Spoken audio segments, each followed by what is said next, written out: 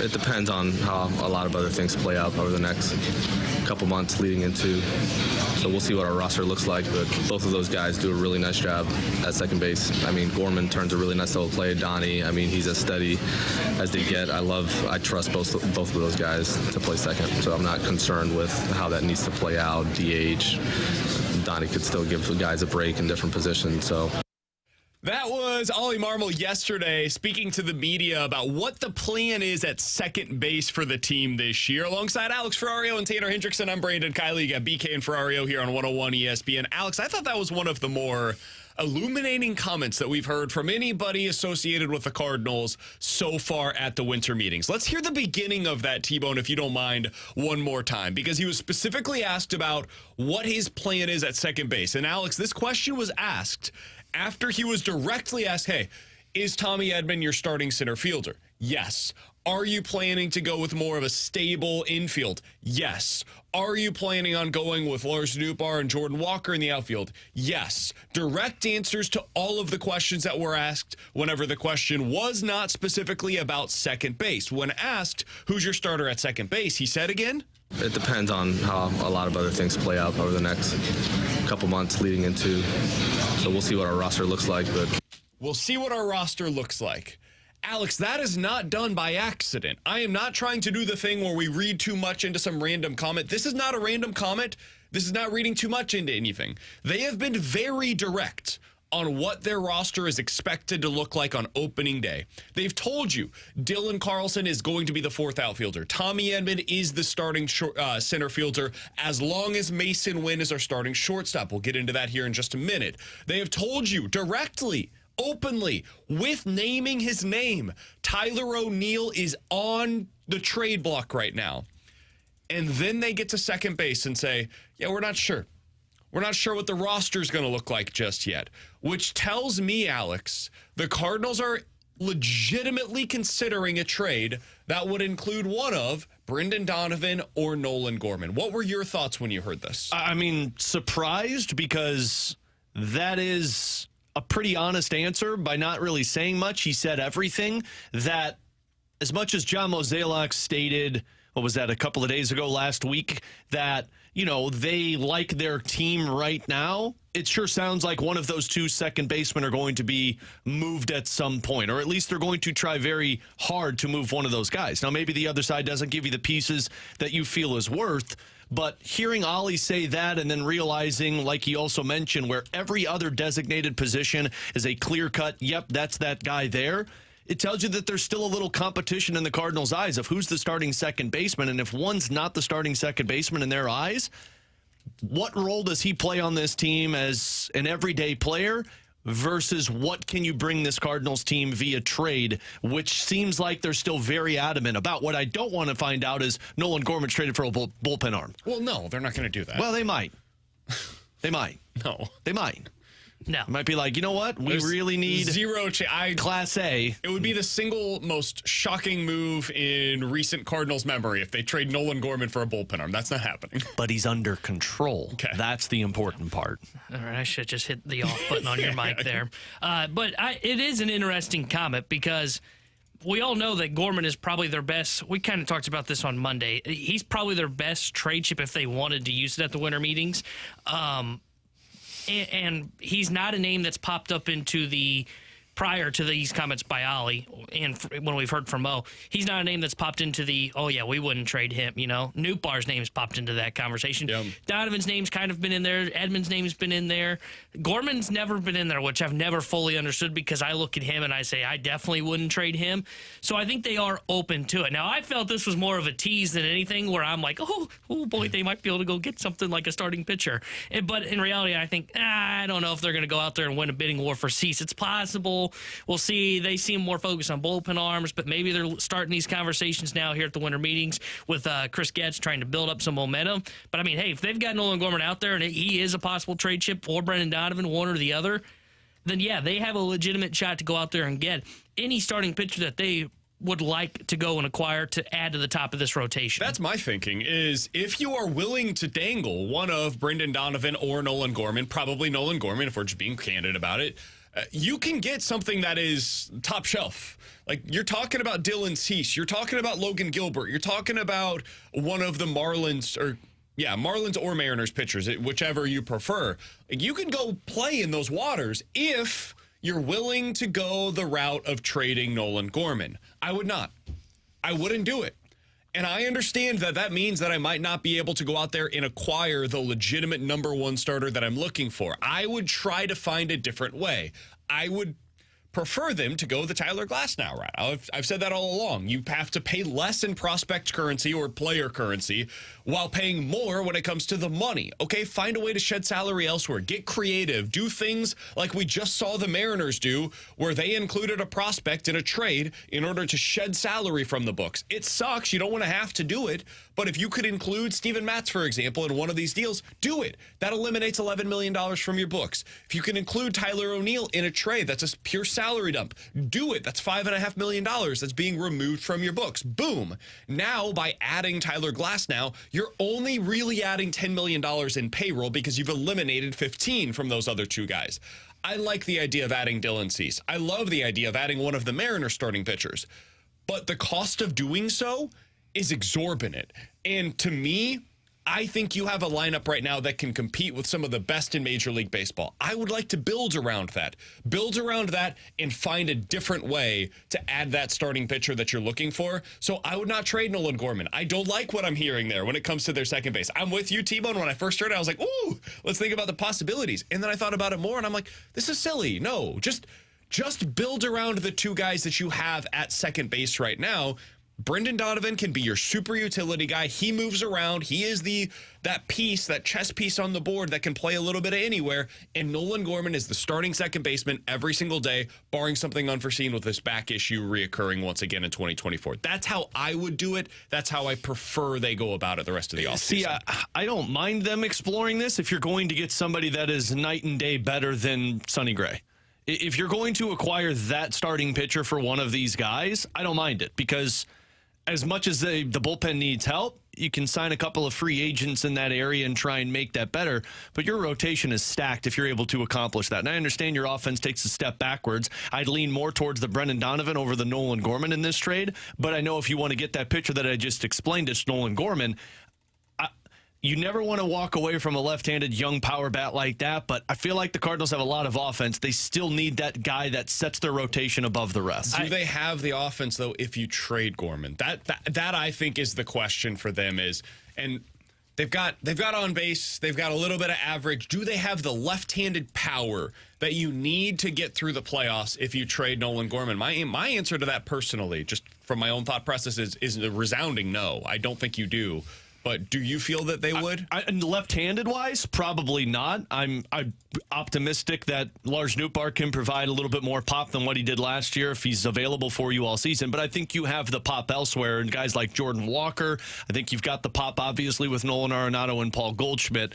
But I just, as much as I want that left-handed bat, I also think your bullpen or your rotation needs that next level guy. And I'm not talking about a Glasnow who's coming in for 1 year. I'm talking about you're going to get somebody who's going to be here for the next 3 to 5 years. Yeah, the only way you're trading Gorman is if you're getting Gilbert, we can name Cease. some of the names. Yeah, it's Gilbert, it's Cease, it's going down to the Marlins, who reportedly are listening on some of their pitchers. Like, the guy that I would be interested in from the Marlins is Luzardo. He would be the one that immediately pops for me in terms of the most interesting. You trade Gorman for that, though?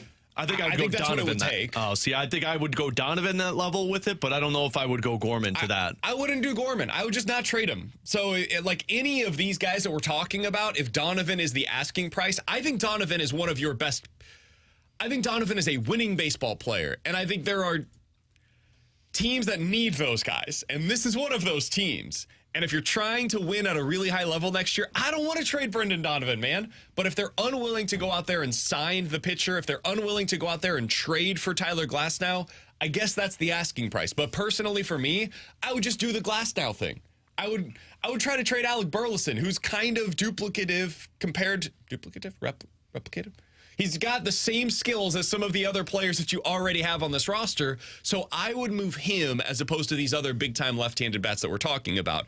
Alex, when we talk about the defense, though, and the alignment that they have, one of the biggest pieces that will play into this is Mason Wynn. And I don't think we've probably spent enough time talking about him heading into the offseason and how important he is to unlocking what everybody in St. Louis here really wants. People seem to really want the idea of, hey, it's a stable 9, right? You've got the same guys that are in that lineup every day. You know where they're going to be playing every day, and you just put the lineup card together. We want to get back to what it was under Mike Schilt, apparently, where everybody's got the same idea of where they're going to be playing and who's going to be hitting where. That's what we want, and that's what people prefer. Mason Wynn is the one that really unlocks that for you. Here was Oli Marmol yesterday when speaking about Mason Wynn. I absolutely love Mason Wynn. This is a extreme competitor, and he does not scare. He got knocked around a little bit offensively, and he handled it for his age. He handled it so well. When you have that type of competitive nature and you don't scare and you continue to just attack the way Mason does, you have a good player on your hands. So, Alex, the reason why I think he is so important is because if he's ready to go, if he hits better than he did last year, and man, his numbers in the big leagues were not good down the stretch. If he hits better than that and he appears to be ready for the big leagues, now you can put Tommy Edman in center field. Lars Nootbaar is just settled in a left field. You have the Brendan Donovan / Nolan Gorman, if both are here on opening day, as your DH / second base type of conversation. If you have an off day for somebody, Brendan Donovan's moving around the diamond. When that happens, you could put Contreras at DH and you can have Herrera behind the plate. Everything fits into place if Mason Wynn is ready to be your shortstop. If he is not, if he does not appear to be ready for the big league rigors by opening day, now suddenly Tommy Edman has to slip back down into shortstop. Now you're talking about maybe Dylan Carlson, maybe Lars Nootbaar playing in center field. If Carlson gets that opportunity and struggles offensively, now we're back to where we were at the beginning of last year, where you're moving pieces around in the outfield. Maybe Alec Burleson gets some opportunities out there. Maybe it's Brendan Donovan playing regularly out there in the outfield. And now suddenly your defense in the outfield has taken another step back.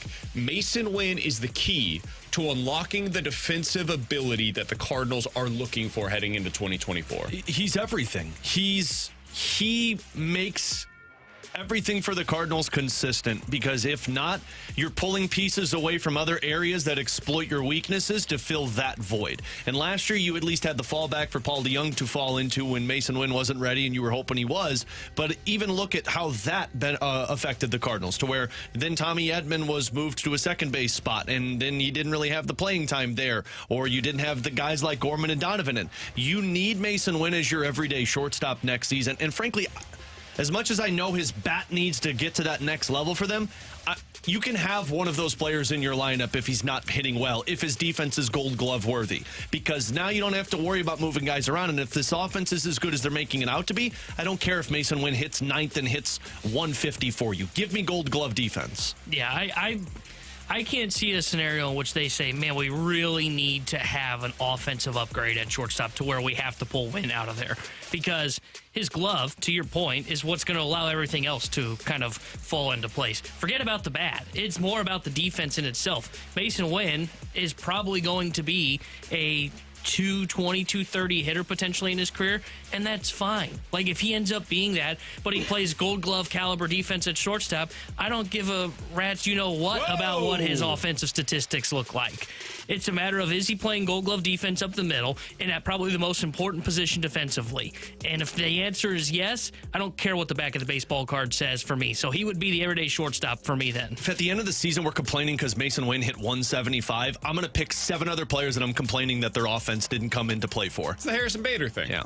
Well, he needed to hit. Bader wasn't very good he had to be offensively. Yeah, because he had to be fifth. The Cardinals asked him to be more than what he was capable of being. If he was just your 9-hole hitter every day and went out there and played Gold Glove defense every day in center field, we'd have loved him. If that's what he was asked to be, and he didn't need to be more for this team. That's why I'm keeping Nolan Gorman.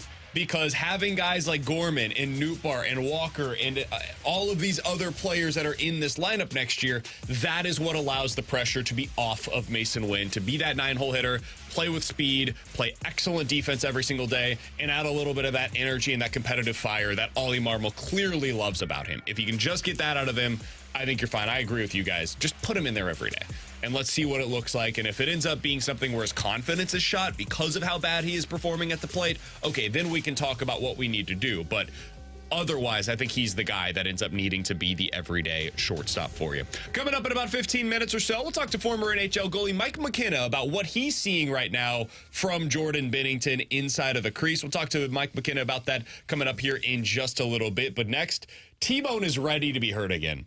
We'll hear why coming up here on 101 ESPN.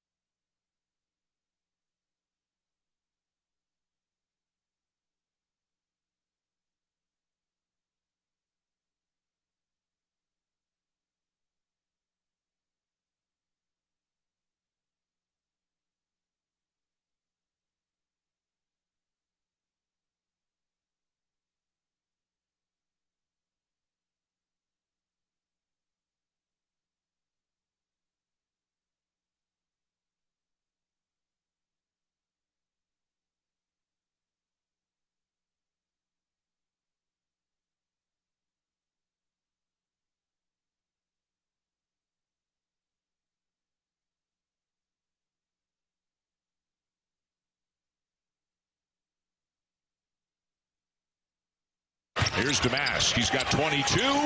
He's got 24. Here's Damask. He's got 22. He's got 24. Damask unstoppable tonight. The back down. Wow, he's just making it look easy. 33. Alongside Alex and T-Bone on BK, that's what it sounded like last night on ESPN as Illinois just took it to FAU. Ended up putting up, what was it, 90 points in that one, T-Bone? Yep, that's right. A good night overall by the Illini, and that's a really nice win. That's one of those resume-building kind of wins that you can get early in your non-conference schedule. T-Bone, Your Illini have started out hot so far this season. And I remember... Where have I heard this before? What was it, a week ago, Alex, when T-Bone said, I hate this team. I'm not interested in this Illini team. They can't pull me in. That's not true at all. You're thinking of you in your Missouri Tigers. No, first of all, I would never say that about my Tigers. I've got my jacket on today. I've got my T-shirt on today. I'm ready to go. It's officially MIZ season for the basketball side of things. You hated this team. What a fraud. You can't get away from it. I can pull the audio for you if you want. I can go back and go ahead and re-listen to some of what you said about this Illini team. Do it, because you won't find what you just said. T-Bone, are you ready to be heard again? Are you ready to allow yourself to be vulnerable and let Hawkins pull you in? Let Shannon pull you in. Brad Underwood last night getting soaked with the water after the game. Are you ready to let this team pull you back in? I think I'm gonna do it. I'm gonna buy back in. This team. This is our year, fellas. I can just tell. Shannon's a slasher. Domask is gonna go into the paint as well. What did you just call him? What'd you call him? Domask? Domask. You need to that's what you said. You need to pronounce that name a little different. If you're going to say you love this team and you're calling them this type we of gotta cruel call him name, Dommy or something. We gotta find a new Dommy nickname A. because what you just said did not sound like you were talking about the player. Damask. You were calling him a bad name. or you enunciate the K at the end of it. Damask. No, you guys just can't hear, you old fellas in your 30s, creaking bodies. True. I'm bought in. Day. Offensively, they look like a much better team than last year's. And I was skeptical of that early on. But Domask is going to the paint now and attacking. He's a lot better a player. Man. Yeah, and they got him from SIU Carbondale, so he's a lot better than I was expecting. When you know he can play. Exactly. They just kicked the crap out of Slew, as we all just saw. So, and then I like Goody as well. He's a pretty good player for this squad. He played 23 minutes last night, just had 3 points, didn't do much offensively. The only guy that I don't like on the squad is Hawkins, and he tried to kill them last night too. So I'm bought in. I think this team's better than last year's squad. Terrence Shannon looks even better than he did a year ago. He was great last night. And Domask was awesome again as well. Both those guys combined for 33 points, or excuse me, both had 33 points, combining for 66 of the 98 points. That's a really big win because that FAU team is legit as well. Could I take you back to last year real quick, BK? Yeah, please. Because the Fighting Illini on December 6th took on number 5 Texas and beat them. In overtime, they kicked the crap out of them, too. And then we all know how the rest of the season went for that team. They had also already lost a couple of games. And they lost to Mizzou in the bragging rights game. At that point as well. So I've been down this road before, T-Bone. I think the difference between this year's team and last year's team is the defense, honestly. And when Brad Underwood has his best teams, think back to 2021, unfortunately, they ran into a dominant Loyola of Chicago team. That was a completely unfair second-round matchup, but here we are. Yeah. And Underwood got out-coached. But when they are at their best, they play excellent defense. And over the last few years, they've been good defensively. They have not been elite. So far this year, Illinois is 10th in the country in defensive efficiency. When they were at their best in 2021, they were 7th in defensive efficiency. If you can keep that up, if that is real and it's not just a product of them playing against a bunch of bad teams in the non-con slate, not named Marquette, Rutgers, and FAU, if it's real, this is a team that can go on more of a run than what we've seen in recent years because that is something they can rely on night to night. Their offense is going to be erratic. There will be nights where it just doesn't look right for them. But that defense is something you can lean on, and if you do that the way that they have so far this year, that's a really big deal, man. That is something that ends up changing the way that we look at them. I know last night they ended up giving up, 89 points to FAU. That team's going to do that against everybody. Yeah. FAU can score, but against some of these other teams on their schedule, that's what you're going to need. That is one thing that I'll be curious to see if it translates once it gets to Big Ten play, because I thought last night they got carved up. And look, I get it. FAU's a really good team, but that's the kind of team that you're going to have a defensive performance. You're not going to outscore a lot of FAU quality teams 98 to 89. Like, you're just not going to be able to. And last night, I don't think they could have bought a stop. But they got some kind of late, but that was because the big man for FAU was in foul trouble. Otherwise, I think they win that game if it wasn't for, I can't remember what his name is. Golden, yeah, the center. If he doesn't get in foul trouble, I think Illinois loses that game last night. He dominated the interior. He was awesome. And Illinois doesn't have a big guy to compete with that. They've got Danger, but he can't start for them. They have to rely on Hawkins to be their big guy. And that's just not a good combo because he's tiny compared to a lot of centers in the league. So I'm bought back in. I'm going to fall for it again. I know we're going to be dancing in March and then leaving after the first round. But you know what?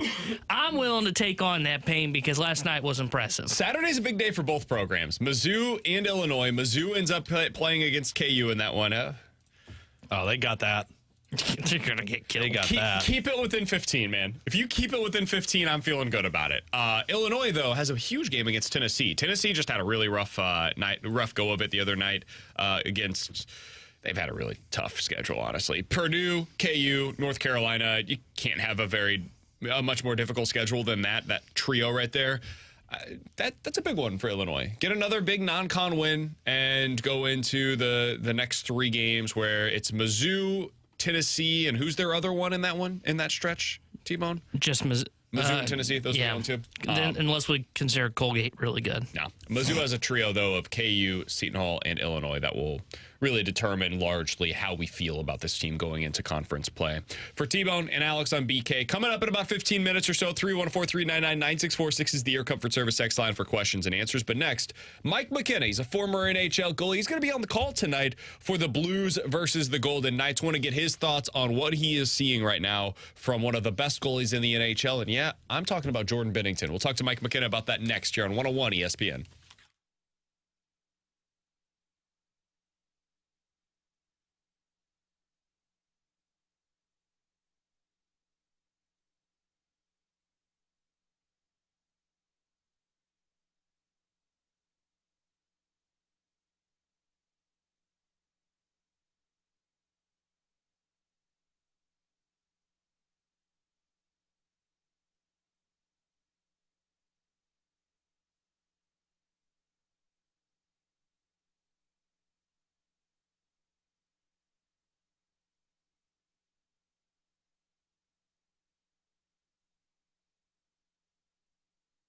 Alex Ferrario with you to talk about 100 West Dental, my dentist, and it's time to get to the dentist before the end of the year to make sure you are utilizing all of those insurance funds, to make sure it doesn't go back to the insurance company, and you're getting those checkups and cleanings. And look, everybody's got anxiety when it comes to the dentist. You don't want to go. You don't want to sit there and deal with all the pain of getting them cleaned. You don't have to worry about any of that because 100 West Dental is all about the patient experience. They've got the most modern technology. The office space off of Manchester is going to give you that ease of mind, and you've got Dr. Pryor and his team that are all about the preventative procedure. And what I mean by that is they're not just looking into your mouth and saying, no cavities, you're good to go, and then you walk out the door feeling like, what the heck was that? No, you're going to get the entire inspection. They're going to check your teeth, check your gums, check your tongue, make sure your overall health is in good places for now, for the next 5 to 10 years, so that you feel comfortable with your dentist. So super simple. All you got to do is go to 100westdental.com. You can schedule online, and when you go there, mention my name, Alex Ferrario. You get $1,000 off on an Invisalign package, and mention 101 ESPN, and they'll give you a free whitening kit. 100 West Dental. Get with the best at 100 West.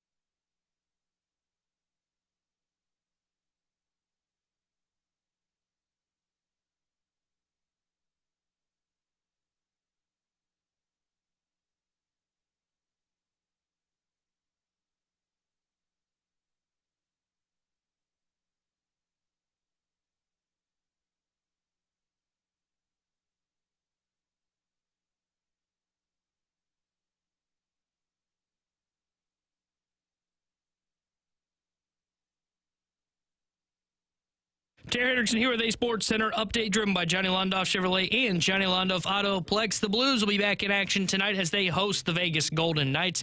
We'll have pregame coverage starting at 7 o'clock with Alex Ferrario, and then puck drop at 8 with Chris Kerber and Mike McKenna. And Mike McKenna will join us next here on BK and Ferrario. This Sports Center update is driven by Johnny Londoff. Find your road shop 24/7 at londoff.com, londoffautoPlex.com.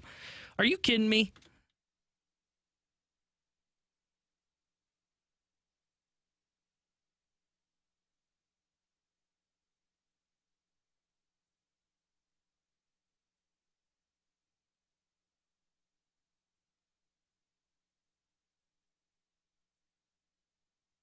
Alongside Alex and T-Bone on BK, you got BK and Ferrario here on 101 ESPN. In just a little bit, we'll get to questions and answers. 314-399-9646 is the Air Comfort Service text line. If you guys want to get any questions in, get them in now, and we'll get to them coming up in about 10 minutes or so. But right now, we've got some questions for Mike McKenna, the former NHL goalie. He is going to be on the call tonight with Chris Kerber for the Blues versus the Vegas Golden Knights, and he joins us now via the 101 ESPN hotline. Mike, we appreciate the time as always, man. Wanted to get your expertise coming off of what I think was one of Jordan Binnington's best games of his NHL career. What are you seeing from Benner in net right now that stands out to you? Well, first, great to be on with you guys, and absolutely, I agree. I think that last night's game, or Tuesday night's game, was easily one of the best that I've seen out of Jordan Binnington, and I think that it's largely due to his puck tracking, it's his poise in the net. He's connecting all the dots, and I would put this performance against Vegas in the last game up against what he did in Game 7, 2019 Stanley Cup Finals, that entire series. There's a calmness to his game this year, and I think that he's feeding off his teammates, that he trusts them. He made some massive saves in the first period on odd man rushes against, and then from there he managed the game really well. Didn't give up many rebounds, and that's a hallmark to how he's playing with his teammates. When those shots come from outside in the zone, he's done a great job of gobbling them up, not allowing second chances, and he made some big-time saves early in that game to give the team some juice on the road. So, Mike, you mentioned the odd man rushes, and from a goaltender's perspective, I've talked with plenty of them in the past that say, like, yeah, you want that action early so you get a good feel for the game. But when we're talking about all of these odd man rushes that the Blues are letting up, do goaltenders thrive in those situations? They're scary. To be brutally honest, they're scary.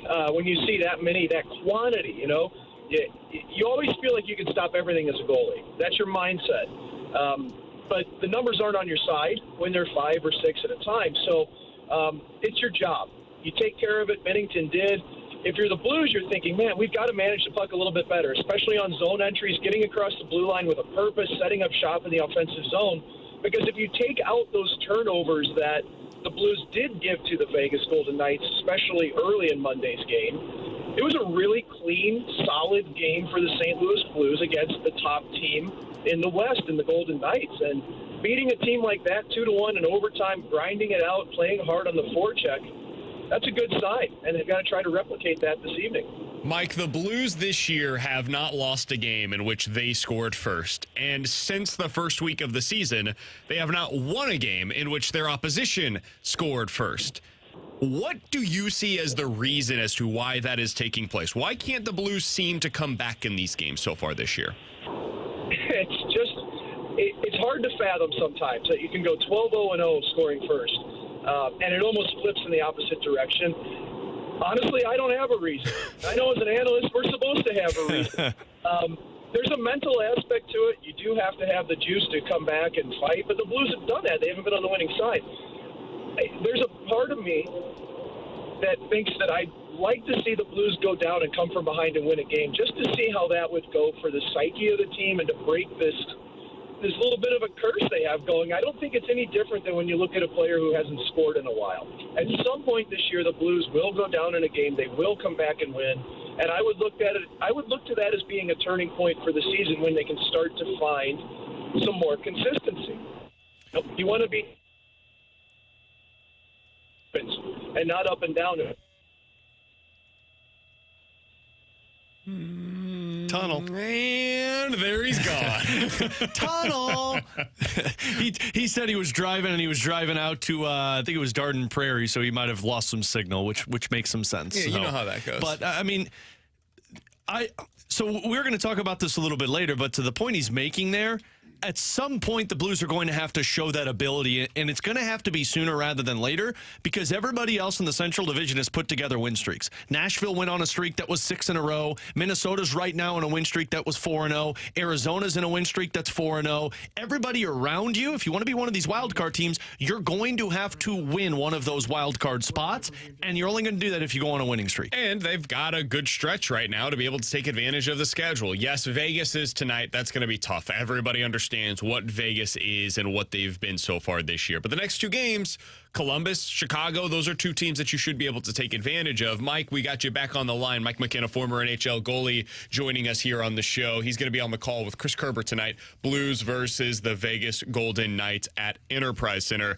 Mike, we lost you about midway through there in your answer about the Blues finding a way to maintain their leads, but also the struggles of working their way back into games. You were talking about how they need to find a way to do that just for the mindset of the team.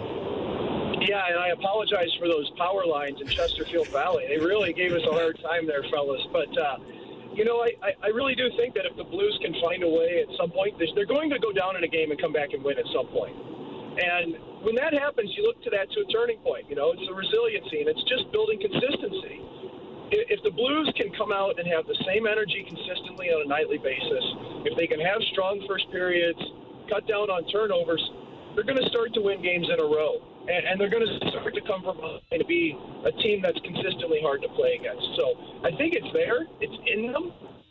This is what it needs to happen. It's like a player on a scoring streak that they haven't had a goal in a while. It's kind of the same way for the Blues, and not coming from behind and winning just yet this year. Mike, final one from me, because from a goaltender's perspective, you always have the best seat in the house of what's taking place on the ice. Now, I know you're not on the ice with this Blues team, but seeing all of these odd man rushes that they're giving up, they weren't doing that in the first couple of weeks of the season, and now they've fallen back into the back and forth pond style of hockey. What leads to that? Again, it's really managing the puck as you get to the offensive blue line. It's how you manage it along the half walls in the offensive zone. And a team like Vegas, they create a lot of turnovers because they pressure so hard on the walls, on the D, and they're a great team in transition. So that's one of the things that the Blues will face tonight, is trying to limit that against a team that's really aggressive.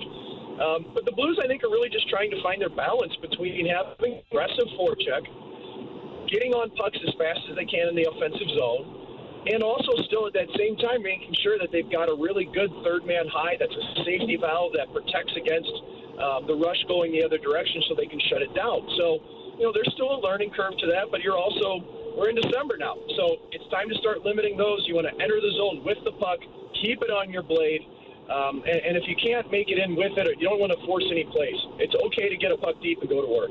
He's Mike McKenna. You'll hear him on the call tonight with Chris Kerber. Blues versus the Golden Knights. Pregame with Alex starting at 7 o'clock. Mike and Kerbs coming up at 8. Mike, we appreciate the time as always, man. Enjoy the game tonight, and we'll talk with you again soon. Sounds good. See you down at the arena. Absolutely. That's Mike McKenna, former NHL goalie, going to be on the call, as I said, tonight with Chris Kerber here on your home of the Blues, 101 ESPN. It's managing the puck, and we talked about this yesterday, BK.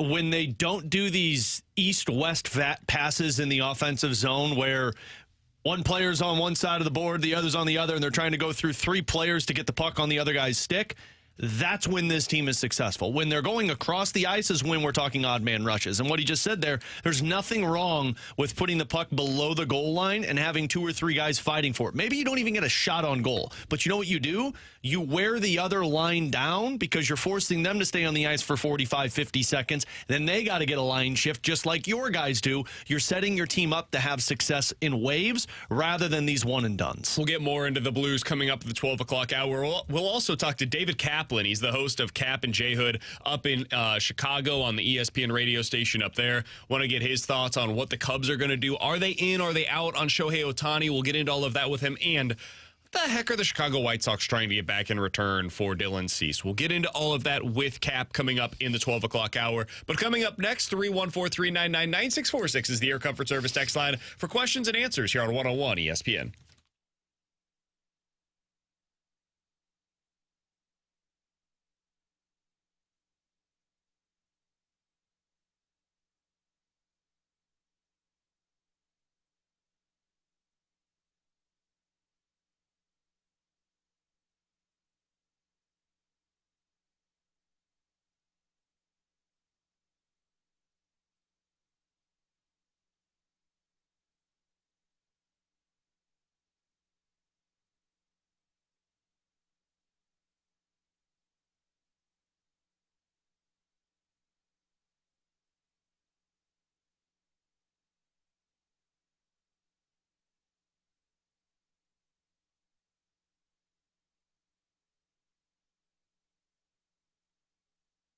Alex Ferrario with you to talk about my insurance agent, Tracy Bibb, who's out there busy getting people the proper prices, the proper rates for their insurance. And when it comes to your insurance coverage, the most important pieces of your lives, your home, your car, you got to make sure it's taken care of. And look, things happen, whether it's fender benders on the side of the road, whether a tree branch falls down on your roof, and now you got to get new shingles, hail damage.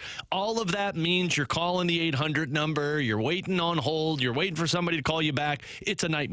Not when you use Tracy Bibb. I've been with her for 5 years, and she is always contacting me, making sure I understand what my rates are, if they're going up, what that means, what's taken care of, and she's always available when things happen. So give Tracy a call today. Her and her team will take care of everything for you. They'll give you a free non-committal quote. They'll walk you through everything, and they'll even cancel your other insurance agency for you. 314-328-4260. Just tell Tracy Alex Ferrario sent you. 314-328-4260. It's no fib. You're always in great hands with the Bibb.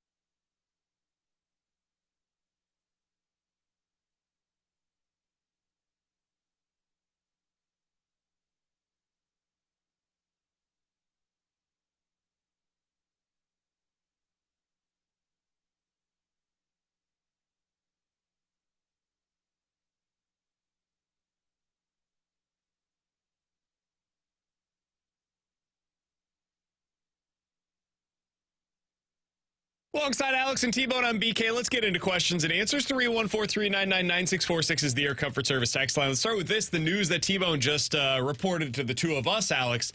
According to John Morosi of MLB.com, which means it's true, Shohei Ohtani is expected to decide on his free agent destination before the end of the weekend.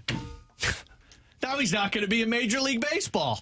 Because of John Morosi, he's saying, nope, now you all leaked it. I'm going back to Japan, and I'm not pitching in North America again. I did find it to be hilarious that there was legitimate backlash to what Dave Roberts had to say yesterday, where he said, yeah, we met with Shohei Ohtani. Of course they did. He's one of the teams that Shohei Ohtani is considering. Like, Yeah, I would assume that you're meeting with the guy that you are potentially going to pay $500 million to. Nope. That is not even surprising. You can't say it. Did you see what their general manager said? Said there was a little bit of a miscommunication there. Dave probably shouldn't have said what he did. Yeah, basically, we didn't meet with him. We talked about meeting with him. He was like, Dave, stop it. It's because Shohei called up the GM and said, I'm not coming to L.A. Me and Dodger aren't showing up. It's just silly, man. None of it needs to be this way. Such a waste of time to sit here and, like, backtrack because you don't want to talk about talking to a player because he's not going to sign It's there. absurd, man. This should be the best thing for baseball, and it's becoming the worst because Ohtani won't let it be publicized who he's meeting with. And, like, I mean, run your free agency however you want to. It's your thing. But this secrecy is just over the top, I'm man. starting to dislike Ohtani the longer this thing drags on. I think he's going to end up staying in L.A. with the Angels. I do. I genuinely believe he's going to end up deciding to stick with what he knows because, as we're seeing here, the dude really likes to control his own narrative, for better or worse. He does not like talking to the media. He does not like being told what's to do or how to do it. He likes doing things his way. And in L.A. with the Angels, man, he gets to do everything his way. He controls when he pitches. He controls when he talks to the media. Like, it is very much Shohei Ohtani and the guys there. So I think he's going to end up deciding, you know what? I know what this is like. I know they're going to kind of do what I want them to. And while it doesn't result in a whole lot of team success, I'm comfortable here. And I'll wait around for the team to get better while I'm here in L.A. Do you guys have a sense on where you think he's most likely to land at this point? I don't, but I really hope it's not the Angels because you're making this whole big spectacle of it, and then you just end up going back to the team that you were with. Like, then why even make this a spectacle? Just sign the damn contract during the season and move on with it already. I think he's going to be a Blue Jay. I think that'd be fun. Now, like, the reason that he loves the Blue Jays is a bit odd to me, but they seem to have they just invested a $100 million baseball facility down in Florida. He loves baseball as much as anybody maybe in the sport. And what's he do? He doesn't worry about stuff in the offseason. He worries about baseball still. So I think Toronto's the team that's going to be getting him. I think they're going to sign him, and it is going to be a lot of fun because that lineup's going to be awesome. They've got the pitching to be able to support themselves while he recovers from whatever it is his elbow surgery is, Tommy John or whatever else. So I think Toronto makes the most sense. I think it's where he goes. You talk about the best media market for Shohei, go to a Canadian media market. They're going to treat you well, especially in Toronto where, not to be cruel, but hockey dominates. Yeah. So you want to fly under the radar, go about that. There is a little bit of a comment, I guess, not even necessarily news. Scott Boras talking to the media. Oh, I thought it was Morosi news. He talked to Tyler. He talked about Tyler O'Neill, who's his client. What's he say about the big, strong Canadian man? Quote, Tyler O'Neill was 8th in MVP voting. He has 2 gold gloves, 30 home runs. It's nice to know in the talent evaluation of the Cardinals that they have players who can reach higher than that. I don't know. Well, Scott, the Cardinals have at least 3 outfielders whose knees don't bother them when they're on turf. So I think that's good enough. Knees don't bother him. His wrists hurts if the winds blow too hard. They've got the best ability availability. This is the part for me. It's like, cool. Yeah, he was 8th in MVP and he hit 30 home runs. Yeah, 1 season. The other 6 seasons, he's played like 30 games and has been unavailable. I'm just good. And looks like a backup outfielder. I'm so ready to be done with the Tyler O'Neill experience. Hey, if it makes you feel I do better. think he's going to go on to have success somewhere else, by the way. I just saw, this will probably really excite you. Nice. Jeff Jones just tweeted not too long ago, about 5 minutes ago. Great. That don't count out the Kansas City Royals among teams with interest in Tyler O'Neill. I have been told on the other side of things that they want nothing to do with him. For what it's worth. But well, great. If the Royals don't even want him, who will? I think they make so much sense. Can I give you a name that I think makes sense coming back in return from O'Neill? Yeah. If you just Salvador Perez. If you just said a bag of baseballs, I'd say yes. The Cubs? No, he's going to the White Sox. I think I would be surprised, and you heard it here first. I would be surprised if Salvador Perez is not on the White Sox on opening day of 2024. Makes Put your journalism sense. hat on over there? I'd be surprised by that. That makes 0 sense. You're not going to like his ERA when I say it. Oh, God. Carlos Martinez. You got the first name correct. Carlos Hernandez. He's a 6'4", 255-pound reliever from the Kansas City Royals. He appeared in 67 games last year, pitched 70 innings, had a 5.3 ERA. Dude looks like Salvador Perez. He's a big dude. He throws 100 miles an hour, and he has big-time strikeout stuff. Now, he walks too many batters, and he did not have a ton of success overall last season. If you didn't like this year, well, last year he had a 7.3 ERA. Yeah, the year prior was really bad. He is a really interesting pitcher. And if you can unlock a couple of things, if you can, Wiggle a fiddle knob? with the knobs, you might be able to get something out of him. I'd rather fiddle with other knobs.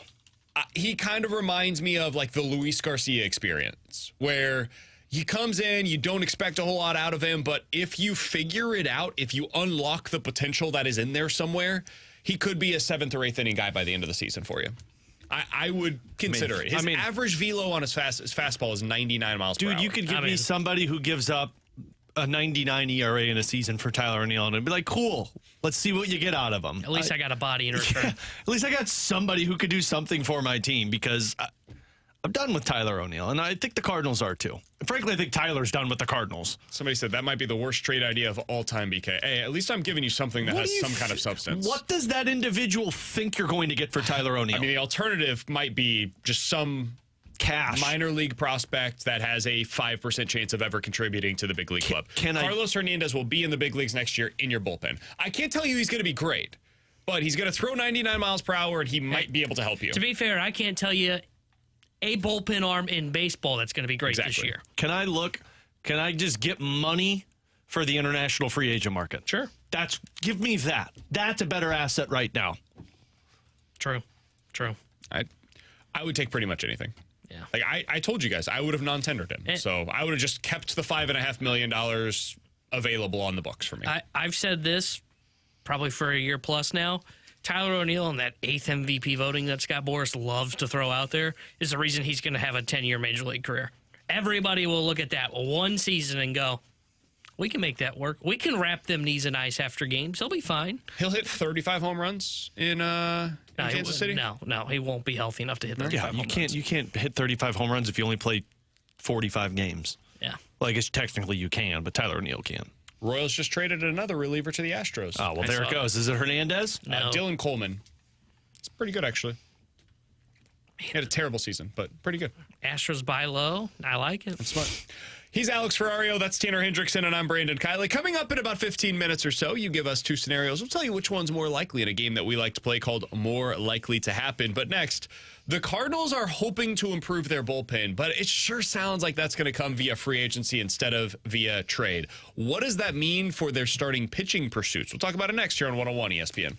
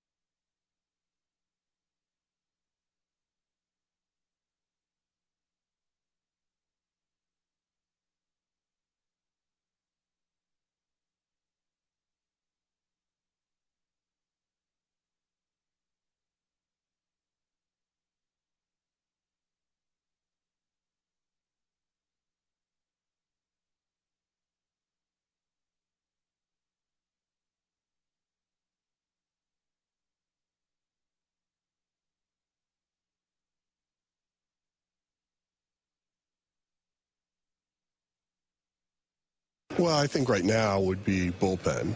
Obviously we like what our bullpen looks like, but if we could add some depth to that, because you think about, again, the long season and how much you really churn through your bullpen, but trying to find a more robust, 7th, 8th, or 9th would be something that we'd be excited for. That was John Mozeliak yesterday talking about how the Cardinals plan to improve, and the way that they are expecting to do so is via the bullpen. They're still making a couple of additions, according to him, in that area. But how are they going to do it? Are they going free agency? Are they going to try to trade for guys? Are they going to Rule 5 draft? Is that something maybe they'll consider later on this afternoon? John Mozeliak was asked yesterday about that. Here's what he had to say on how they're going to go about improving their bullpen.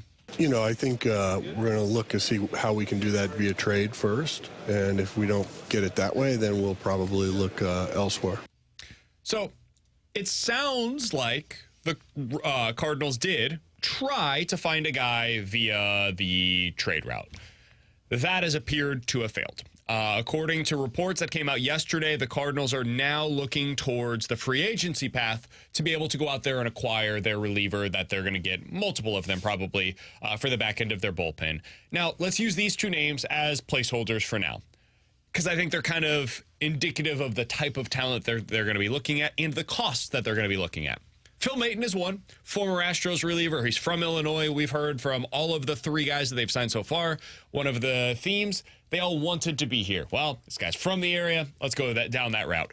What do you think, T-Bone? 2 years, $5 million apiece? Probably a little bit more than that, but yeah, somewhere in that range. $5 to $7 million. Yeah. Phil Maton, mid-tier reliever. He's a perfectly reasonable guy. If he's throwing in the 7th inning for you, you feel fine about it.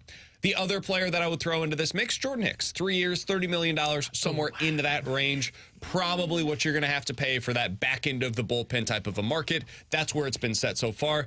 $5 to $7 million for the mid-tier, $10 to $12 million per year for the upper tier. You're looking at like $15 to $20 million spending on the bullpen going into next year.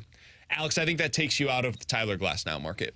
I think it completely eliminates the Cardinals from going out there and spending any sort of significant money on whoever the pitcher is that they could potentially bring in as the front-end starter. It doesn't take them out of the Dylan Cease market or the Logan Gilbert or any of the young starters from the Marlins, but I do think the trickle-down effect of going free agency as opposed to the trade market is that you're probably now out of the Tyler Glasnow market, and I personally do not like that. I don't mind it as long as you're still going to find a way to make the trade, because I still think you need the starting pitcher. And if they're not exploring the trade routes, it's because they couldn't get anybody better than those names you just mentioned for a Tyler O'Neill or a Dylan Carlson. And that's why you're not seeing those guys in the trade conversations anymore, and it's why the Cardinals have shifted their focus to free agency, which makes sense.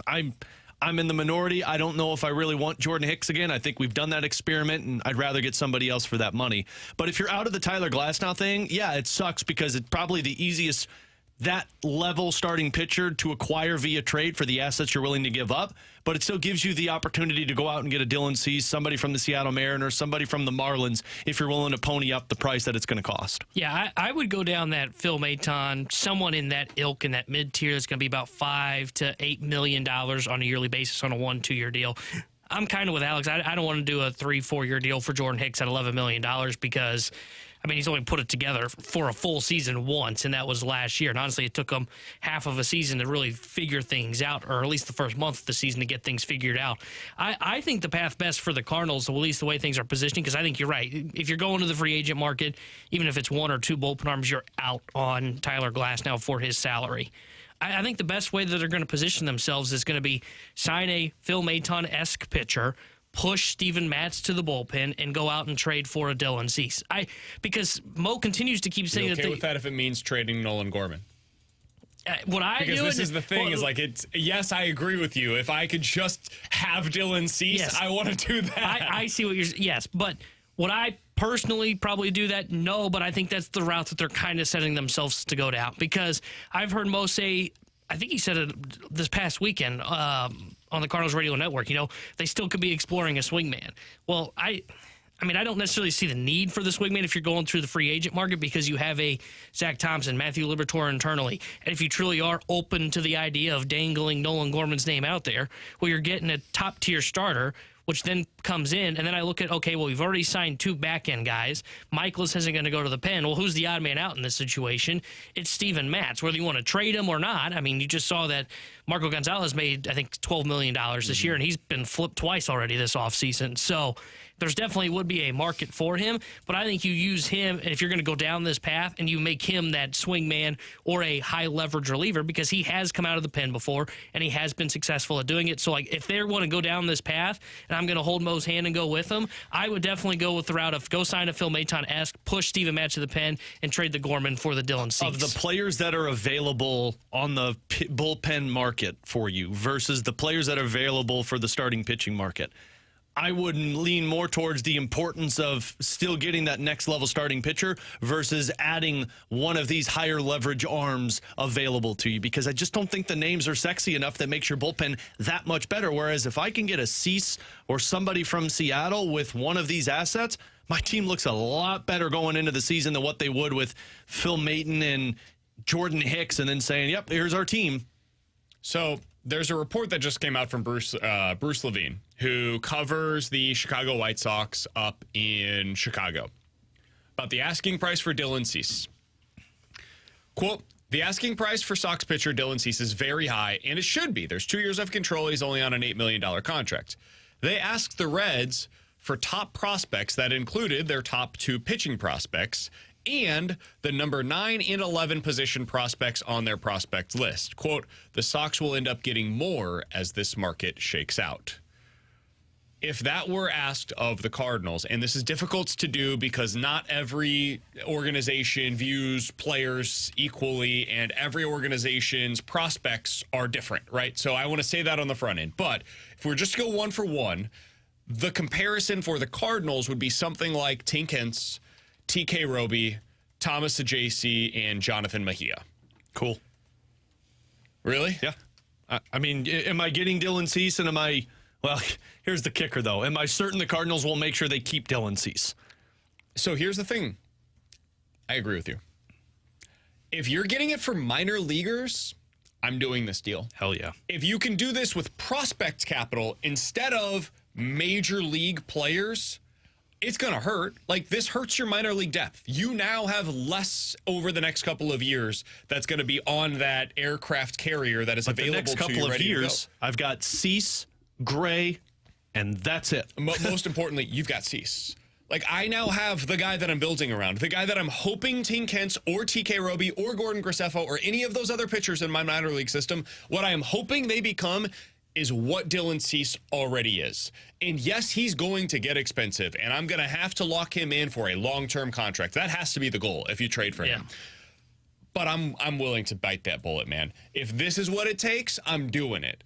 I don't know that this would actually be the asking price from the Cardinals. Maybe because they want Nolan Gorman so badly, they say, hey, we want Nolan Gorman and Tink Hence and one other flyer prospect. So instead of it being a big package, it now becomes condensed, consolidated, and it's just a couple of players that they want from the Cardinals. But if they're willing to listen on a more prospect-laden, prospect-heavy return, this is the kind of thing where I would suddenly then get on the side with you, Alex, where I would say, okay, go get and go pay for what it's going to take to get the guy in Dylan Cease. Yeah, and I've always thought that it could go down this path of prospects, because otherwise, for me, it never made sense the White Sox in acquiring a Nolan Gorman, because they're about to enter a rebuild on a rebuild. So by the time Gorman gets close to free agency, all the prospects that you've now acquired are starting to reach that level as Gorman's about to leave. That's why I've always been skeptical if it would cost Gorman.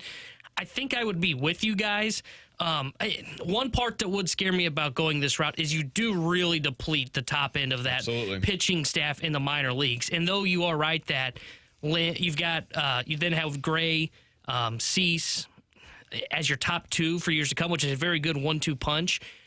Where is that backfilling coming? Where is that backfilling coming through your minor league system? You'd really need McGreevy or Graceffo to really pan out, or Zach Thompson to go down to the minor leagues this year and continue to pitch well and then take a spot. Now, with that being said, to counter my own point, as you saw this offseason, you can go get backfiller guys for $10 million on 1-year deals. And you get the 7th overall pick that if you draft properly, you could refill one of those spots with this player you select. Yeah, and maybe it's for the best to just kind of start anew. You know, like maybe these guys are kind of a lost cause that have been in the system for the past couple of seasons where, Hey, they lost their way. They went too far in the pitch to contact mold when everybody else in Major League Baseball was trying to find the swing and miss guys. And the Cardinals' lesson was basically learned with Michael McGreevy. Like, Michael McGreevy is a perfectly adequate starting pitcher if it's 2005. In 2005, he's probably in your rotation next year, honestly. They probably didn't sign Kyle Gibson. They're just saying, hey, Michael McGreevy, go out there. Throw 200 innings for us, and you'll give up a ton of contact, but you know, it is what it is. It's fine. Now that's not the way the game is played anymore. The game has changed in such a way that Michael McGreevy is like the antithesis of what starting pitching should be for major league teams now. So I think they learned because of the... It's hard to call a kid a mistake. Like, McGreevy might end up becoming a perfectly adequate number 5 starter in Major League Baseball, but to take that guy in the first round... That is not the kind of return on investment that you're probably looking for. This would be my concern with that is now he all of a sudden not leapfrogs, but really moves up in your organizational pitching depth chart because but you're not expecting him to be an ace. You're expecting him to be a 4 or 5 for you because you got your first 3 spots locked in. And that's fair, but now you don't have any upside in your system. Thompson. And you've got Liberatore. And I know that we'll laugh at the idea of Liberatore becoming anything more than he is currently, but it's still possible that he could be a 3 or 4 starter for you. And you've got a little donut hole in your organization right now where you've got guys that are like way on the lower levels and you've got guys that are close to the big leagues. And you don't really have anything in the middle if you make this kind of a deal where, and this is all hypothetical, right? Like the chances of this happening are incredibly low, obviously. But TK Roby is kind of the crown jewel. And Tink Hintz is the crown jewel. And if you trade both of those guys away, boom, you've got a big hole in the middle of your organization right now. That sucks. I don't care. But you also have a draft coming up. You have international signings that will be available to you next offseason. And you've got the front end of your rotation that's set for at least the next couple of seasons. If you have all of that in place right now, I will figure the rest out. That is on John Mozeliak to make sure, hey, don't allow it to get as barren again in the future.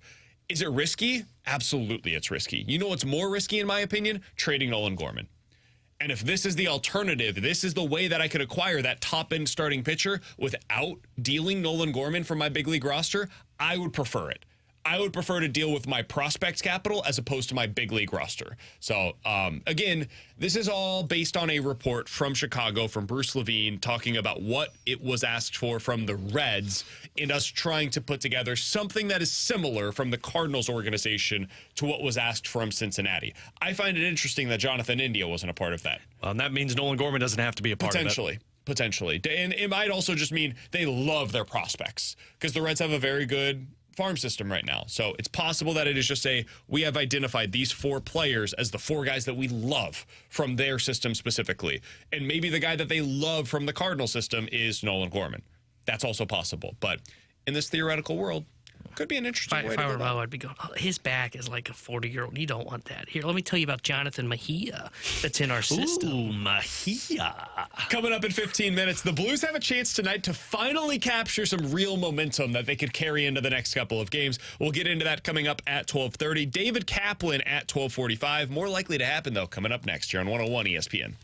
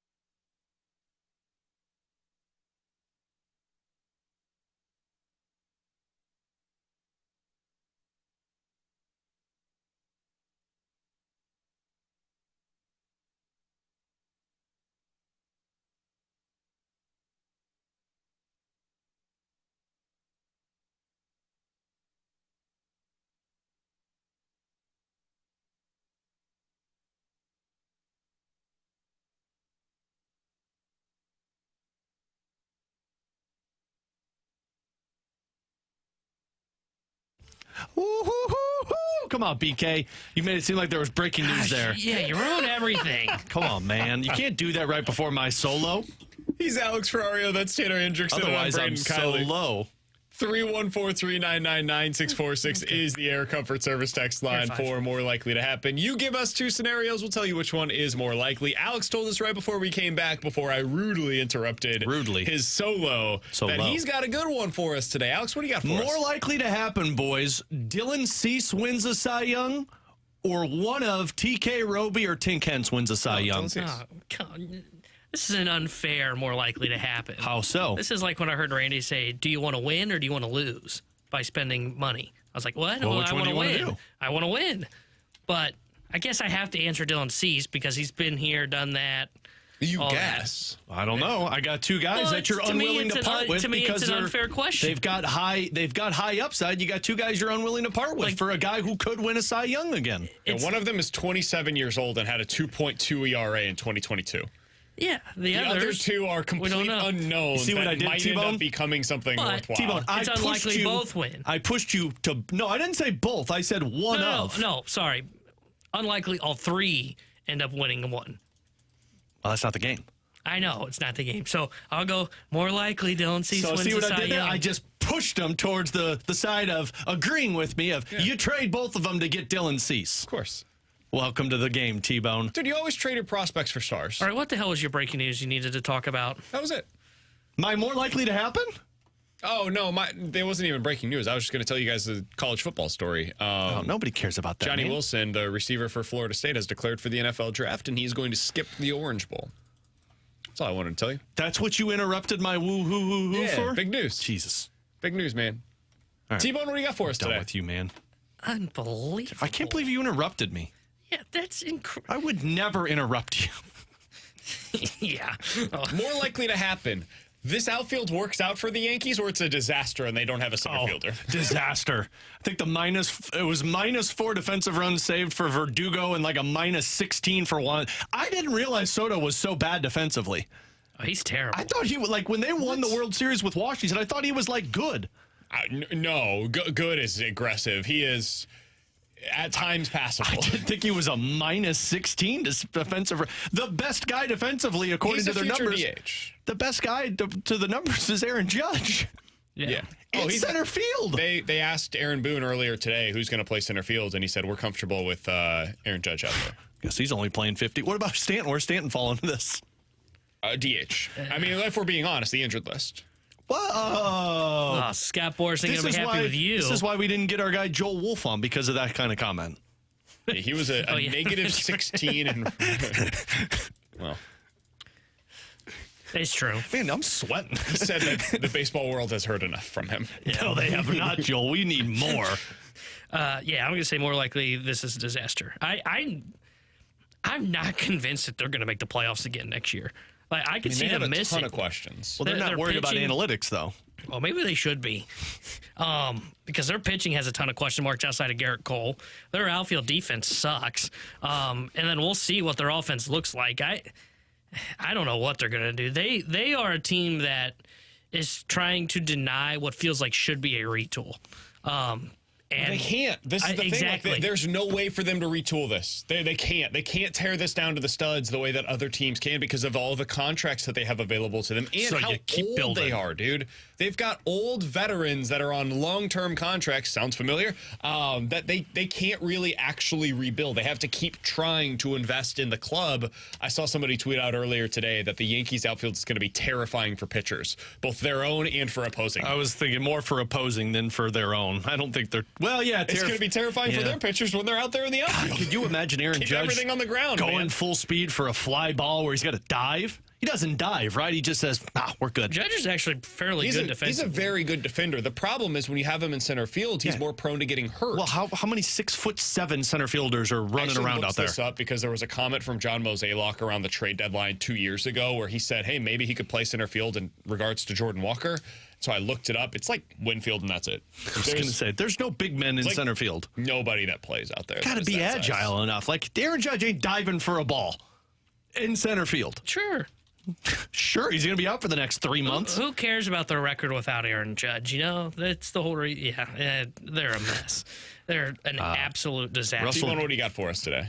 Oh, So I was just going to say, Russell Dorsey says the Dodgers are also in heavily on Dylan Cease. makes sense. That's the team that should probably go out there and get it. Also going for Shohei and Yamamoto. So they are big genuinely dogs, and then the next one. I mean, they should get Dylan Cease and Yamamoto. That should be their offseason plan. And Shohei. Yeah. I mean, why not? You got the money Yeah. and assets to trade for one. Sorry, T-Bone. More likely to happen. I forgot mine. More like... Oh, BK's getting angry. Look at him. You ready? Let's see. More likely to happen. Cardinals trade for Dylan Cease, or they add 3 bullpen arms. You'll get there. BK gave up. The latter. They're more likely to add 3 bullpen arms. No. One flyer that comes back in return for Tyler O'Neill and then signing 2 in free agency. I say Dylan Cease. I think you're putting yourself in a position to go get Dylan Cease. I don't think you're going to get 3 bullpen arms. I think you'll get 2. I didn't say they were good. Yeah. Well, we know they're not good. I would go more likely 3 bullpen arms and follow along in this formula. Rule 5 draft tonight. Sure. One Tyler free O'Neill. agent signing, and then a trade of O'Neill or Carlson, whoever they want to trade. Still say Dylan Cease. I'm still not putting it past the idea that O'Neill's on this roster opening day. I think he will be. When Mo says your name publicly, he would more likely just cut him than he would put him on the opening day roster. but Tyler O'Neill has played his final day. Daniel Descalso is going to be like, I think he's going to be a good player for us. Let's keep him. 314-399-9646 is the Air Comfort Service X line for more likely to happen. Guys, more likely the Blues go on a 5-game win streak or a 5-game losing streak?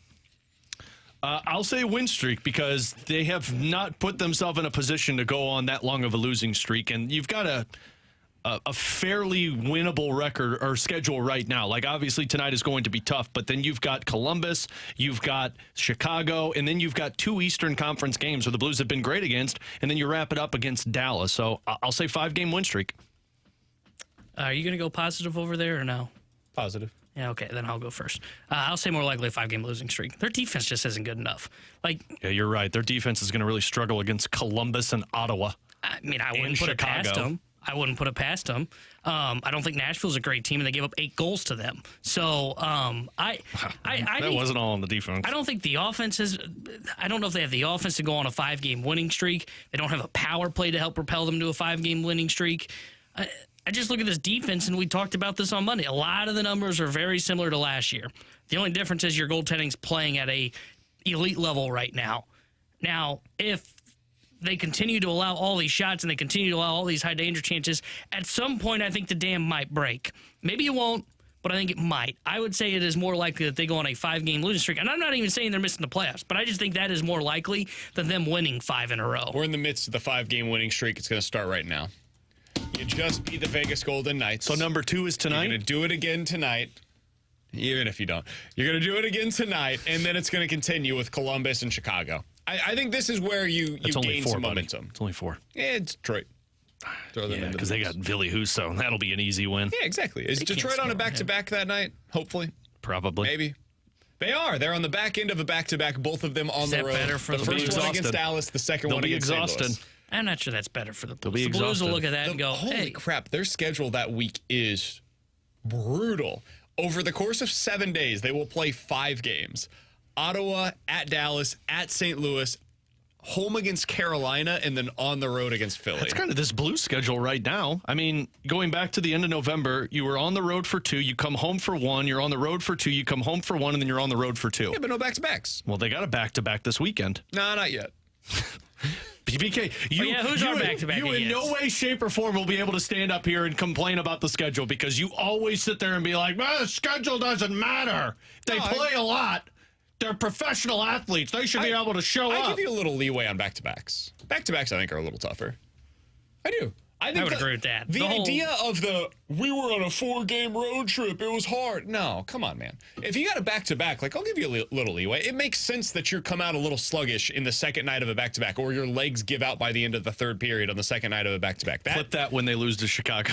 That makes all the sense of the world to me. Now, this idea of the travel, though, sometimes I think that gets way overblown. And I know that there will be people that disagree with me, and that's fine. But I personally believe we overstate that stuff. Got some breaking news, boys. Do we? Actual breaking news? Well, we knew it was coming, but breaking news in terms of a title. Yadier Molina is officially hired. Cardinals announced that he is named the special assistant to the president of baseball operations. He is Dwight Schrute to John Mozeliak's Michael Scott. What? Does he get a card that he uses as? Is this the exact same title that Mike Schilt had with the Padres? I'm just asking. I don't even know. Wasn't he roaming coordinator or something? Isn't Yadi's role what Joe McEwing's role is? I was going to say, did he just take Joe's job? Did Joe just get fired? Is Joe just moving him around the organization? No, okay. Joe has an office for like 3 days. They're like, hey, Joe, so you took your nameplate off. Here's the difference. You're over there now. Joe why does it say Yadi? Joe is president of baseball operations special assistant. Yadi is the special assistant to the president of baseball operations. Very different roles. What? Very different roles. Are you looking up Mike Schilt's role in San Diego? I think he was roaming minor league coordinator or something. He's hired by the San Diego Padres to serve in a player development role. And then he ended up just making home in the dugout. And Bob Melvin was like, what the hell are you doing here? About to take your job, Bob. That's what I'm doing. Kind of what Joe McHugh is going to do when Yadi shows up in his office. What are you doing here, Yadi? This is my office now, Joe. Special assistant to the baseball operations. There you go. Congrats, Dwight. How do you think Oli feels about this? Ollie? Well, he's not going to be here. He's going to probably do phone calls once a month with the team. I know. I don't think Ollie cares. Okay. I mean, if I'm Oli, I got a lot of noise around me going into the season that if you focus too much on it, you're going to be gone before the trade deadline. No, you're right. Just find it interesting that this is the title that he's going to get. That he's going to be buddy-buddy with John Mozeliak. Is he, though? Throughout the season. Loose term of buddy-buddy. Yeah. He's going to be in Puerto Rico. More likely to be the manager of the Cardinals in 2025. Yadi. Wait, don't even have to, you don't have to put the other name in there. Oli Marmol. Yadi. You could have said Daniel Descalso or Oli, and I would have said Daniel Descalso. Wrong, I hope they do right by Oli. It's just because you have a manager that doesn't dislike you. No, that's true. Well, I haven't questioned much of his bullpen decision-making yet, you know? Well, he'll get there. Like when it's like a 6-run lead and they vote in the ninth. When they go to Phil Maton in the ninth. And he goes, why would you not go to your closer? See, this is the tone that Mike Schilt doesn't like. What do you mean there's been this guy started Taylor Motter a lot last year. No. I'm talking about when it comes to the bullpen decisions. The lineup decisions we questioned a lot last year. I questioned his bullpen decision, too, a lot last year. That's not him. It's Dusty Blake. We're bringing the infield in, so let's go to a ground ball pitcher and Now, that stuff I disagreed with as well. Well, this is why you have a special assistant to the president of baseball operations. You call him up. That phone in the dugout, it's not to the bullpen. It's to Yadi in Puerto Rico. How often do you think we'll see Yadi around the probably team next year? Probably once a month at a homestand. Or maybe once every other month. I think it'll be even less than that. I think he'll be there for spring. He'll be there all of spring. And then you see him like once in the first half, once in the second half. He's Alex. That's T-Bone on BK. Coming up next, the Blues have a chance to finally capture some momentum starting tonight. What? T-Bone just leaned into the mic. Come on, man. Be a professional around here. BK didn't hear it. Can you make the playoffs while scoring fewer than 3 goals per game? Absolutely. Make the case that you can next year on 101 ESPN.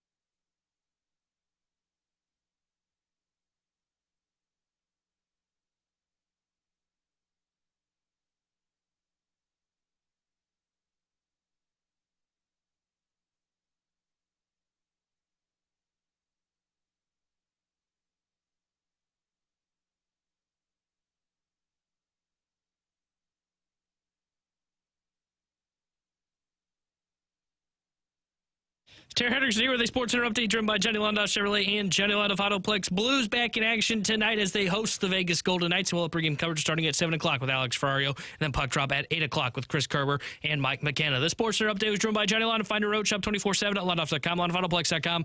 Are you kidding me?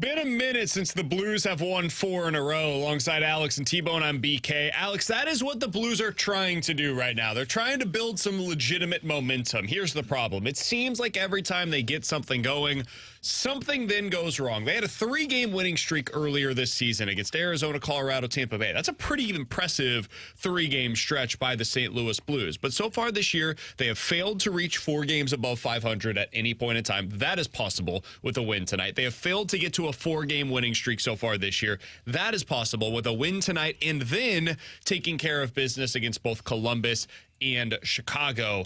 Alex, what needs to happen, though, for that to take place? What needs to continue to stay steady over the next 3 games for them to build the momentum that they've failed to do so far this year? Eliminate the odd man rushes, which they're giving up about 5 per game, and start scoring more than 2 goals per game. Okay. That's the recipe for success. And Vegas is not going to be an easy team to do that against. But, I mean, according to a lot of people, they think that the Blues performed better than what people are giving them credit for against Vegas, at least in the second and third period. And so you got to find a way. The good news is they're on home ice, so you've been really good there. Vegas has been okay on the road. But the more important factor is going to be offense for this Blues team. And frankly, they have to gain this momentum, BK, because everybody else in the Central Division has done it already. And if you want to be a playoff team, you're going to have to put at least a 4-game win streak together to keep ground with some of these teams. So much of what we talk about with this team just comes back to, can they figure out the power play? Because what is the biggest reason why they're struggling with these comeback wins stats that we give out? Well, because they don't have a power play that allows them to come back in those games. You've mentioned it a number of times, Alex. They've got opportunities on the power play down by a goal in many of these losses that they take place. And they can't seem to convert. So if you're not getting those power play goals in, well, then, yeah, of course, you're not going to be able to come back. If you're not getting those power play goals where you are a man up on the advantage, well, then, of course, yeah, you're going to struggle to score more than 2 goals on average on a regular, consistent basis. 5-on-5 is just too hard. There are too many teams that rely on their 5-on-5 defense. They're going to be firm in front of the net, the way that the Blues have tried to be so far this year. Everybody in the league, this is a trend around the league, not just here in St. Louis. They're going to this specific style of defense, so it becomes more and more difficult to score at 5-on-5. It puts more and more pressure on your power play. And if your power play is as inconsistent and incompetent at times as the Blues has been, that is why they are struggling to gain any sort of a consistency when it comes to the wins on the schedule. You got to get something from Thomas and Kyrou specifically on that unit. If you can, you'll be able to get that 4-game winning streak going. If you can't, it's going to be really difficult to maintain the level of success that it would require. Coming up in about 10 minutes or so, did the Cardinals have clubhouse issues or not? We'll get into that coming up in 10 minutes because T-Bone's getting frustrated by the way that this is being discussed by the team itself. We'll get into that coming up at 1 o'clock. But next, David Kaplan. He's the host of Cap and J Hood on ESPN Chicago 1000. What does he think about the possibility of the White Sox trading Dylan Cease? And are the Cubs in or out on Shohei Ohtani? Seems to be mixed messages there. We'll get the latest from Chicago with Cap next year on 101 ESPN.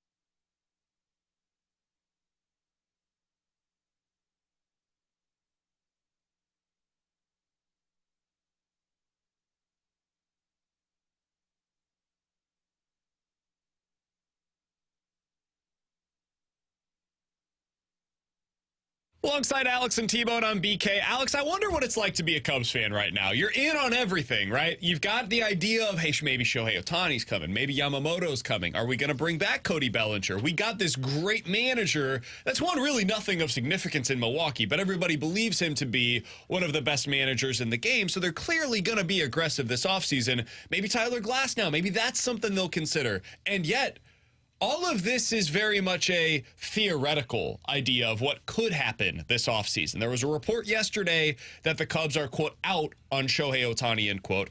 Now, this did come from Bob Nightingale, and it has since been refuted a bit in Chicago, where people there are saying, hey, I don't know that that's necessarily the case. But Bob Nightingale's reporting that they're balking at the price of $500 million or more. Now, Alex, the reason why I'm skeptical of that report is not because of Bob Nightingale or anything that he's saying.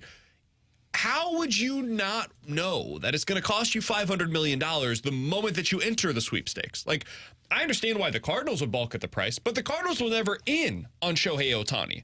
The Cubs were seemingly in on him, and now, according to this report, they're surprised that it's going to cost $500 million. That was always going to be the case for them. Maybe they thought they'd get into this conversation and lowball Shohei because he's not pitching in the first year. I don't understand how that was going to even be a thought. I don't either, but there's a reason that you go into the conversations thinking you can get it for less than that. Or it's just not true.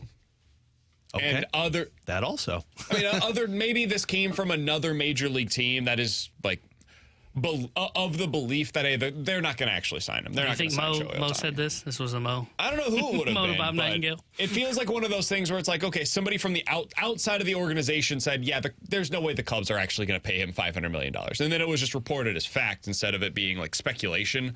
I don't think that the Cubs are going to land Shohei Ohtani. I also think it's kind of wild to believe that they were in on Shohei and didn't think that it was going to cost this amount when everybody, Alex, you, me, T-Bone, and our 10 best friends outside of this room all understood what the asking price was going to be for Shohei. If you weren't willing to go 500 plus, you shouldn't have even been in the conversation. So I tend to believe that they're still in on it, even if I think that they're probably like fourth in the negotiations of the likelihood of where he's going to land. Yeah, which is why it makes more sense that they're going for some of these other guys where it's been going after Glass now, going after Dylan Cease, because you're going to get the cost-effective type of guys and maybe the Yamamoto sweepstakes, although that seems like it's only the big fish that are the Yankees and the Red Sox and the Mets, but it makes zero sense. If you wanted Shohei Ohtani, you knew what you were going to have to pay for Shohei Ohtani. But again, maybe they went into it with low expectations and it just fired back at them. Maybe. If they did, though, then we've got to ask serious questions about what the direction is of the Cubs organization. If you went into this thinking you were going to be able to get Shohei Ohtani for less than the market value, dude,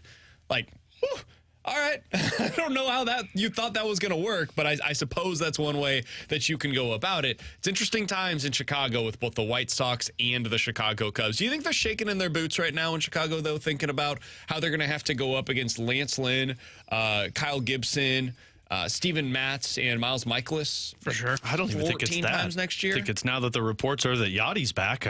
Wouldn't you be shaking in your boots knowing you're going up against the game planning of Yachty or Molina? And Descalso. Yeah. I mean, technically, these are guys that just crushed the Chicago Cubs for the longest time. That makes sense. I would be concerned. I would be legitimately concerned.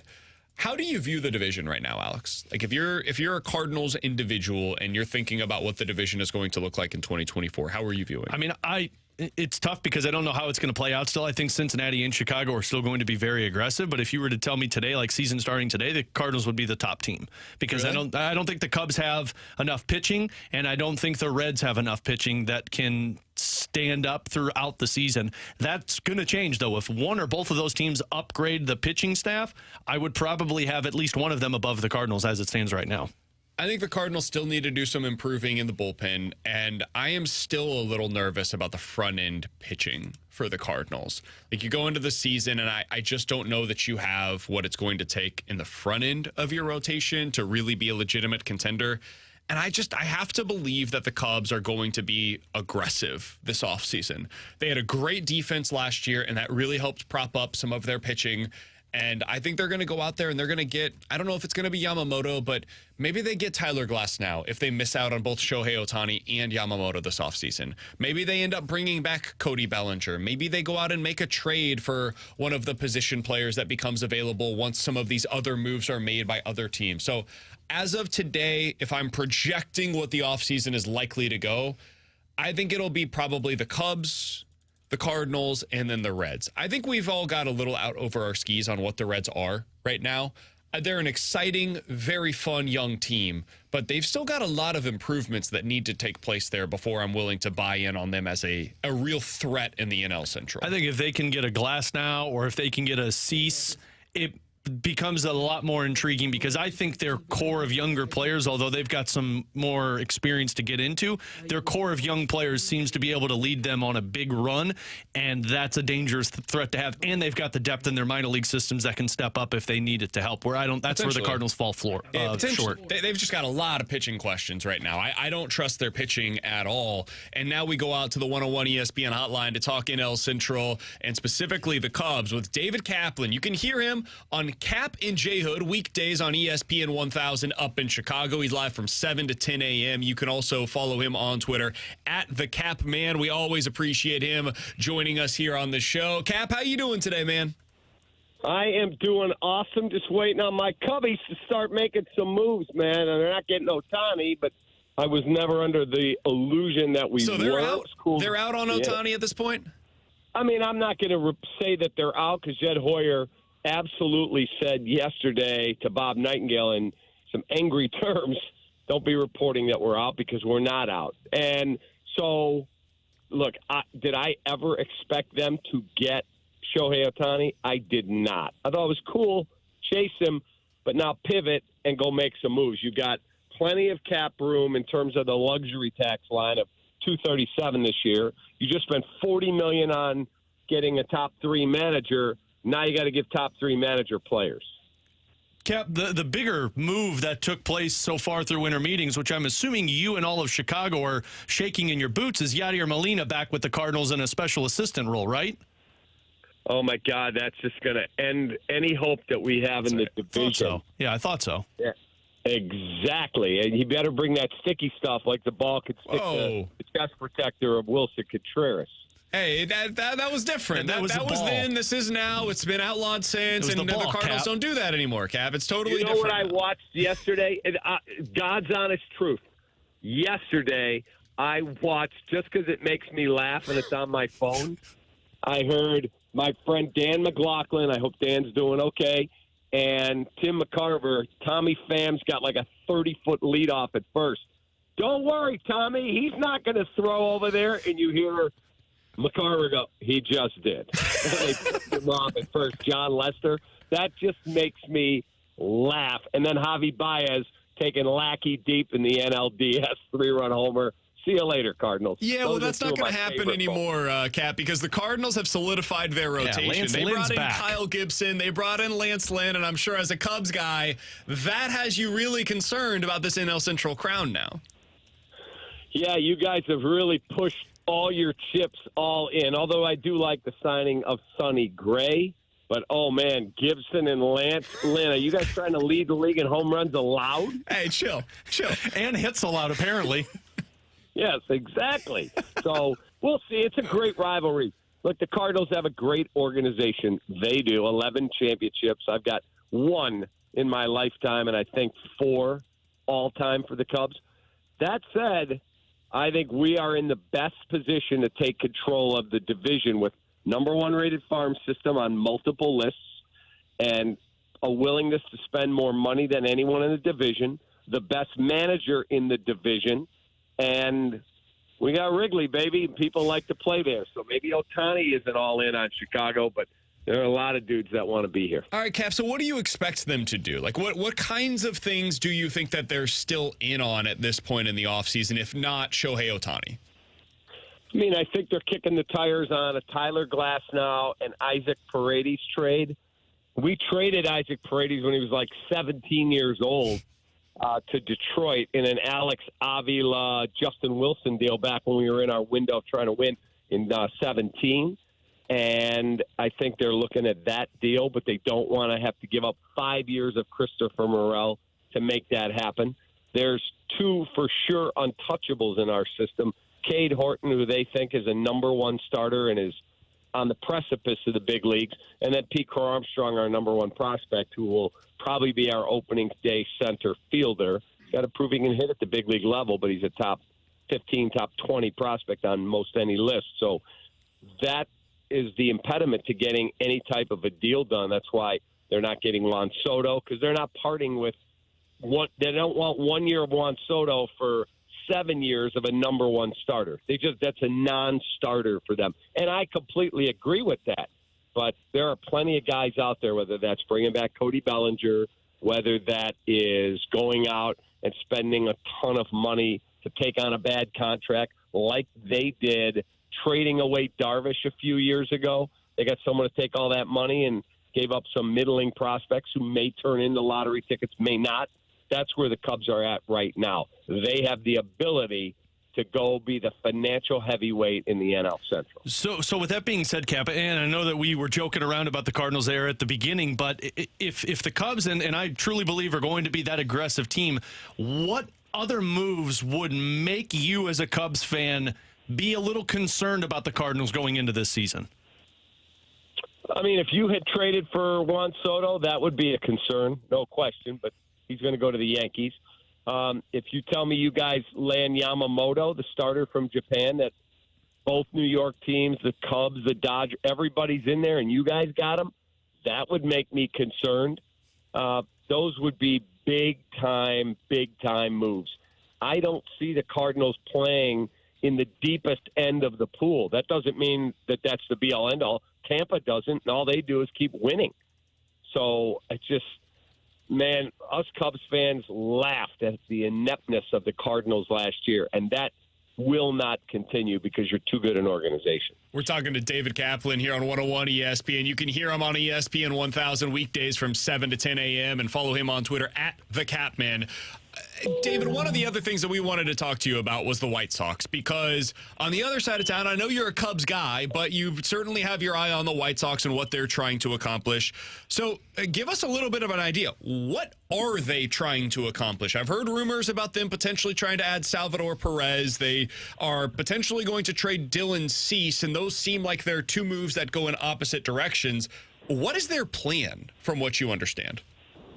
So, look, their plan, and there was a report from my friend Bruce Levine, who I think is as tapped in as anybody in Chicago baseball. Bruce has been doing this for a very, very long time. Bruce reported Jerry Reinsdorf met with the mayor of Nashville today. Now, did he meet with him because he wants to move to Nashville? I don't believe that. I truly do not believe that. It's a cute story that comes out of the winter meetings because they happen to be in Nashville. I think that they're going to take a significant step back at payroll. I didn't understand elevating, and Chris Getz seems like a really good guy, but I did not understand. You fire Rick and Kenny, deservedly so. You're promoting the guy from the farm system who didn't produce any prospects? Like, they haven't done a good job in the farm system. Now, he'll tell you, well, I can only develop the guys that Rick and Kenny and their staff give me. Well, still, no, you fail up into the GM job because Jerry doesn't want to go outside the organization. That one I did not understand. I think they're going to take a significant step back. They're trying to change the culture in there. Pedro Grifol loses 101 games and he keeps his job? Seriously? Where we had guys not hustling to get to first?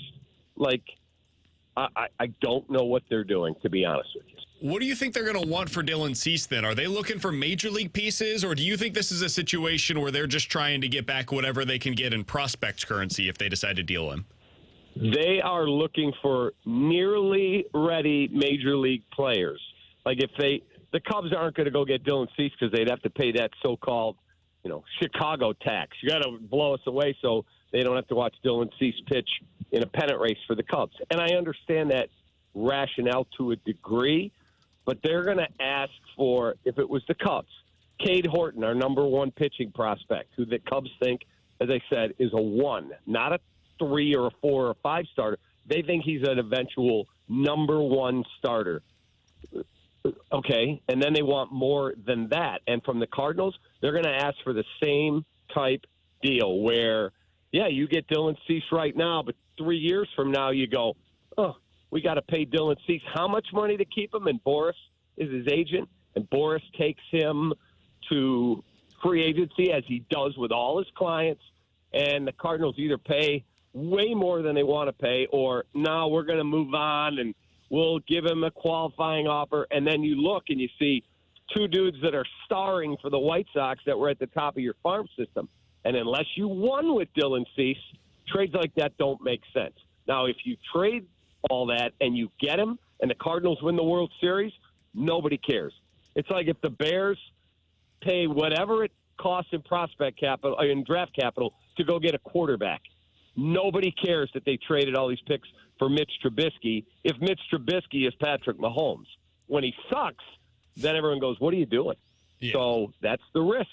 Yeah, the Chiefs traded all those picks for Mahomes. It worked out all right. It turns out people in KC are happy. In our finger right there. And didn't get it done. Yeah, that was pretty baffling. The Jaguars took Leonard Fournette over him, so that might be even worse, honestly. Final question. We'll get you out of here on this, Cap. Dylan Cease, is he a number 1 starter in your mind? He's a 2. He's got the stuff of a 1. I call him the nibbler. That's what I nicknamed him. With that type of stuff, 99 miles an hour, a filthy breaking ball. I'm telling you, a nose-to-toes curveball. I think there are times he nibbles too much, and all of a sudden you're like, dude, you're at 103 pitches in the 5th inning? What are you doing? Because he walks too many guys. And you go back and look, you'll see all the walks. The walk numbers would scare the hell out of me. And he's a good guy. His teammates like him. He's a beekeeper. Like, he's eccentric. He's cool. He is. He's a cool guy. But, man, oh, man, if I had his type of stuff, here it is, baby. Good luck trying to hit it.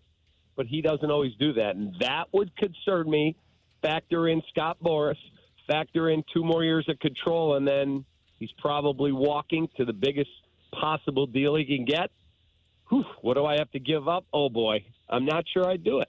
Cap, you're the best. We appreciate the time as always, man. Best of luck to your Cubbies. We hope that they fail on every single possible free agent pursuit that they are out there to acquire. Oh, yeah. I hope you guys never score another run in the history of your franchise. Be well, my man. That's David Kaplan of Cap and J Hood on ESPN 1000s. You can hear him up there weekdays from 7 to 10 a.m. It's always a good time being able to catch up with him, get the Chicago perspective of what this offseason has been so far.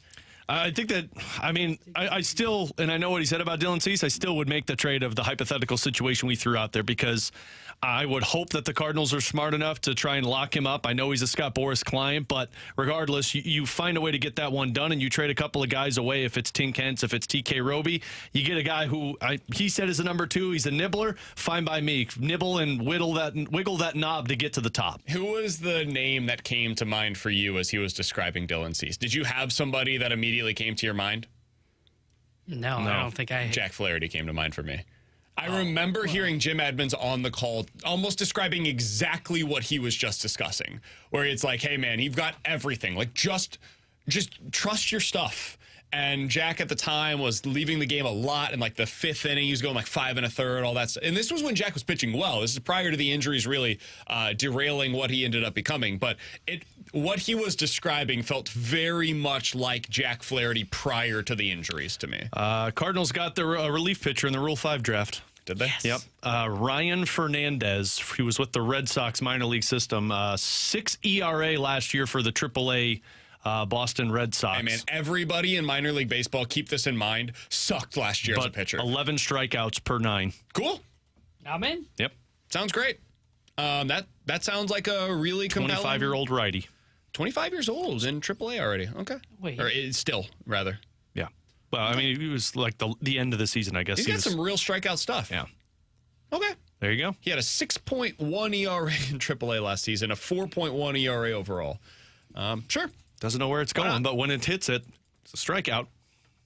Yeah. He actually did not walk very many. Yeah. He walked 10 had AAA. a pretty good walk rate. His problem was that he got hit around a lot. We can fix that, Dusty tried to Fiddle fix with the it. knobs. Yeah. I kind of assumed they were going to do a Rule 5 draft today. We'll here see for if it. this guy works out or not, but why not? He's got why a not take mustache. shot? Yeah, it looks Not good. not a good one. Oh, It's really? there. Yeah, Well, not a good one. Not very full. It's kind of like a, and I wish I could grow a mustache. well, like yeah, this is a T-bone mustache. that. Yeah. I'd look good with that, though. Coming up next, let's talk a little bit more about the Cardinals going Rule 5 to get one of their relievers. And did the Cardinals have a clubhouse issue or not? T-Bone would like to know the honest answer. Next here on 101 ESPN.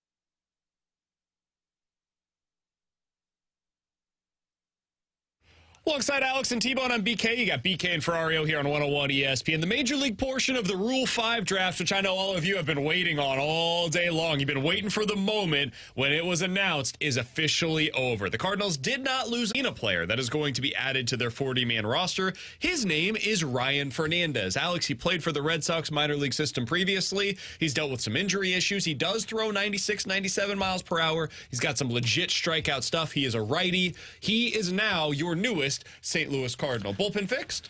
Bullpen, I don't know if it's fixed, but at least you got a good piece. If there's one thing I'll have faith with the Cardinals in, it's finding the decent pitchers in the Rule 5 draft. Looking Rodriguez, look at him last year. Well, maybe not so much him, although the Cardinals do really believe that, he was the reason that they were so bad last year. But we talked about this Monday. Matt Bowman had a lot of success within the early portion before Mike Matheny broke him. John Brebbia was another one. They've had success in the Rule 5 draft. So I'll give the Cardinals credit, and he's got swing and miss stuff. If this would have been a contact hitter for the Rule 5 draft, I'd have been a lot more pissed off. This is one of those things, like, there is almost zero negative potential there for you. Like, just, take him. Whatever.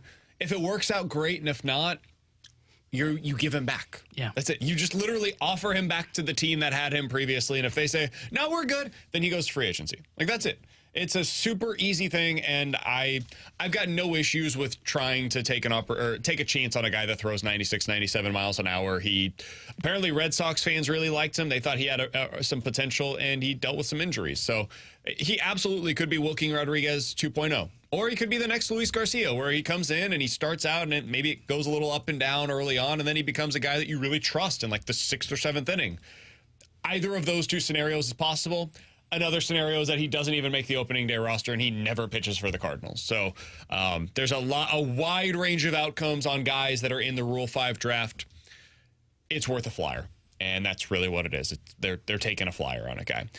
T-Bone, one thing you wanted to discuss today was the Cardinals clubhouse issues, because at the end of the season, Oli Marmol said, and I'm summarizing here, hey, we had some guys in there that put themselves before the team. We need to weed that out. Again, I'm summarizing, but that's more or less what his message was to the media. Well, yesterday, he was asked about the Cardinals clubhouse culture once again and how it's going to be improved by the 3 starters that they've added to the mix. He pushed back a little bit on the narrative that they had some terrible clubhouse culture last year. Here's what he had to say. The Cardinals have had a really good culture for a long time.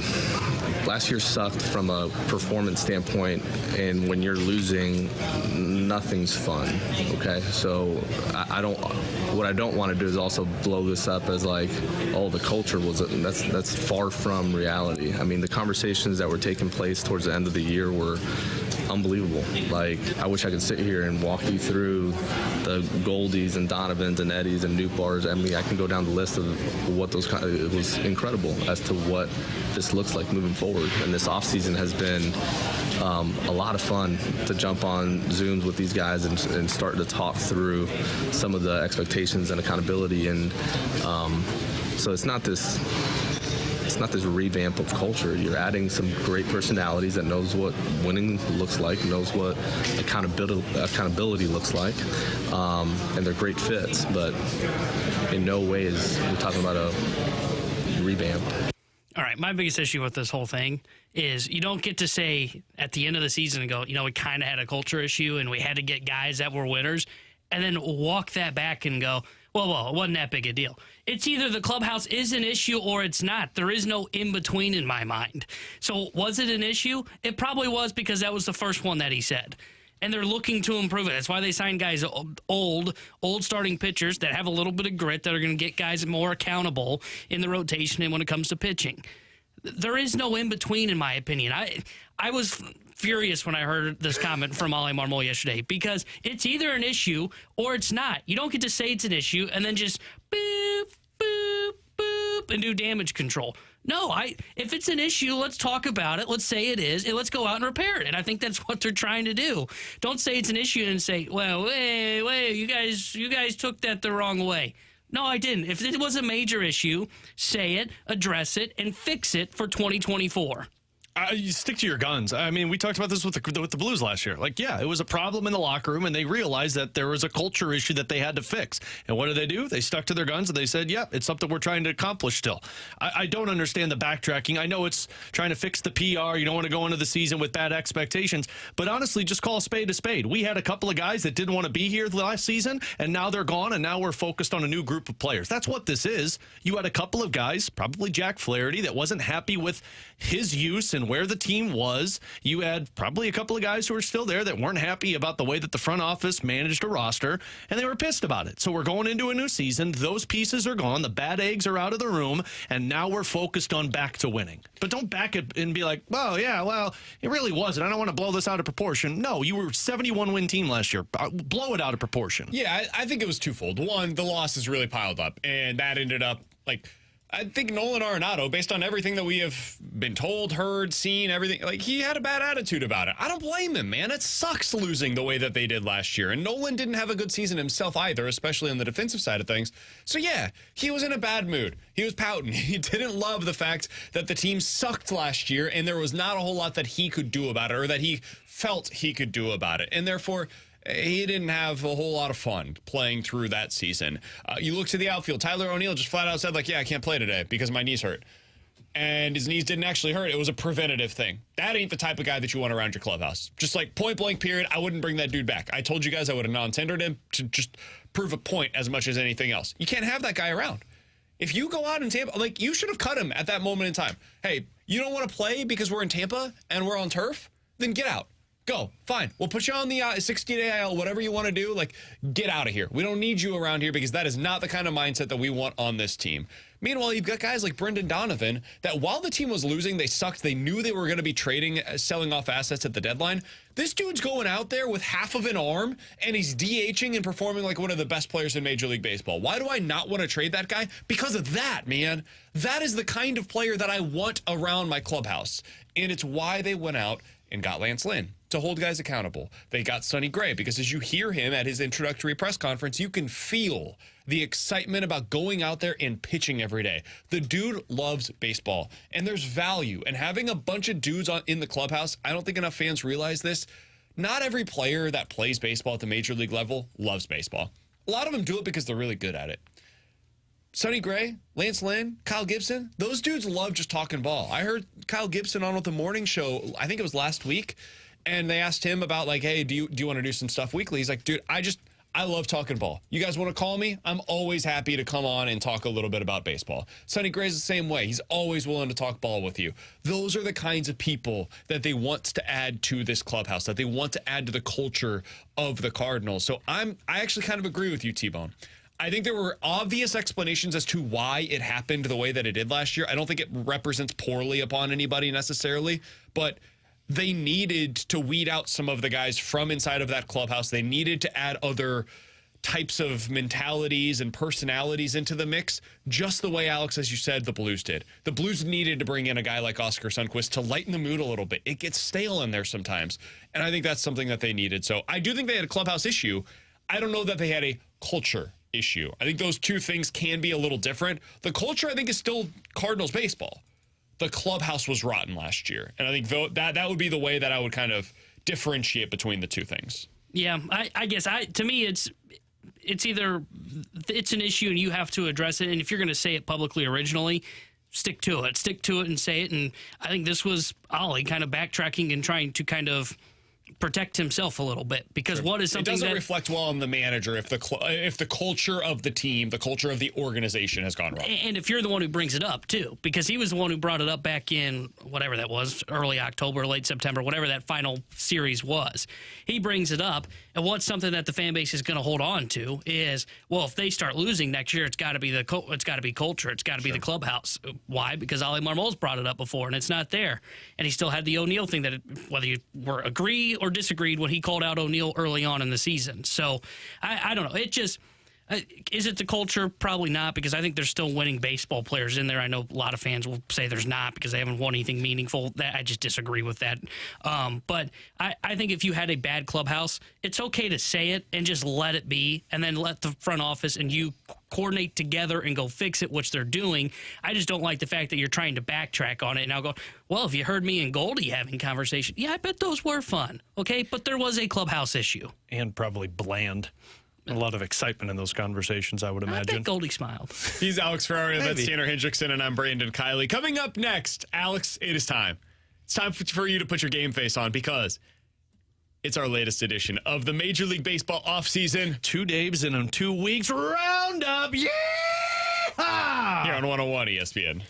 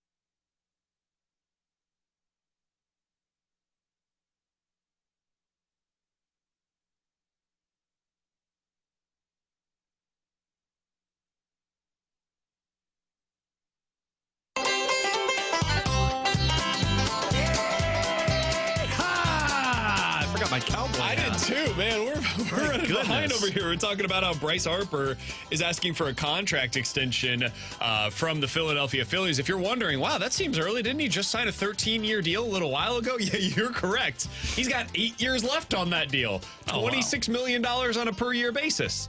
But he would like to be paid a little bit more money must have an opt-out, on right? an average annual basis. He does not have an opt-out, but his agent, Scott Boras, said to the media today, hey, look at what the Chiefs did with Patrick Mahomes. We would like something similar for Bryce Harper. Guys, I would play hardball. I love Bryce Harper. He's one of my favorite baseball players. I always feel like he got a little bit of the short end of the stick because people expected him to be like Babe Ruth 2.0, and he was, just a Hall of Fame player. I would not give him more money because you signed the contract. So you've got 8 years left. We'll go ahead and keep paying you what we are currently paying you to be on the Phillies for the next 8 years. And I like the way that they framed it, because they framed it like, Bryce Harper's such a good guy. He wants to be a Philly for the rest of his career. But I want more money. I want more money. You're not paying me enough to lead Phillies every single season. Yeah, I wouldn't do it either. I wouldn't. Granted, I'm also the guy that wouldn't trade any of these stars in the NBA that won out all the time. So I must just be one of the worst general managers there is. But no, I would keep him at the salary he's at. And because it is, what'd you say, $28 million? Man, that thing's going to look like, it already looks like a steal right now. Imagine 5 years from now when he's still making $28 million.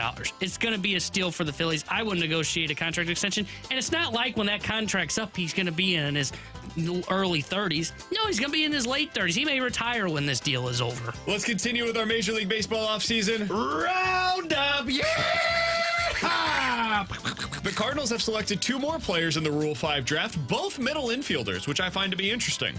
What's that tell you? Now you're tinfoiling again. John Frank Salazar also coming over from Boston, and then Miguel Villarreal from Texas with their second AAA Rule 5 pick. So 2 guys, middle infielders at the AAA level for the Cardinals via the Rule 5 draft. All right, so Thomas and JC, see ya.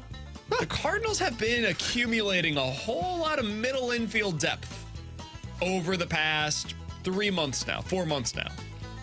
Why would they do that? Tie it in with Ollie's they do that? Conversation, talking about we don't know what second base is going to look like. Gorman's back is weaker than my grandpa's. That's why. Time to trade him. The Cardinals sure seem to be doing a lot of the things that you would do if you were thinking about trading Nolan Gorman or Brendan Donovan for a starting level pitcher.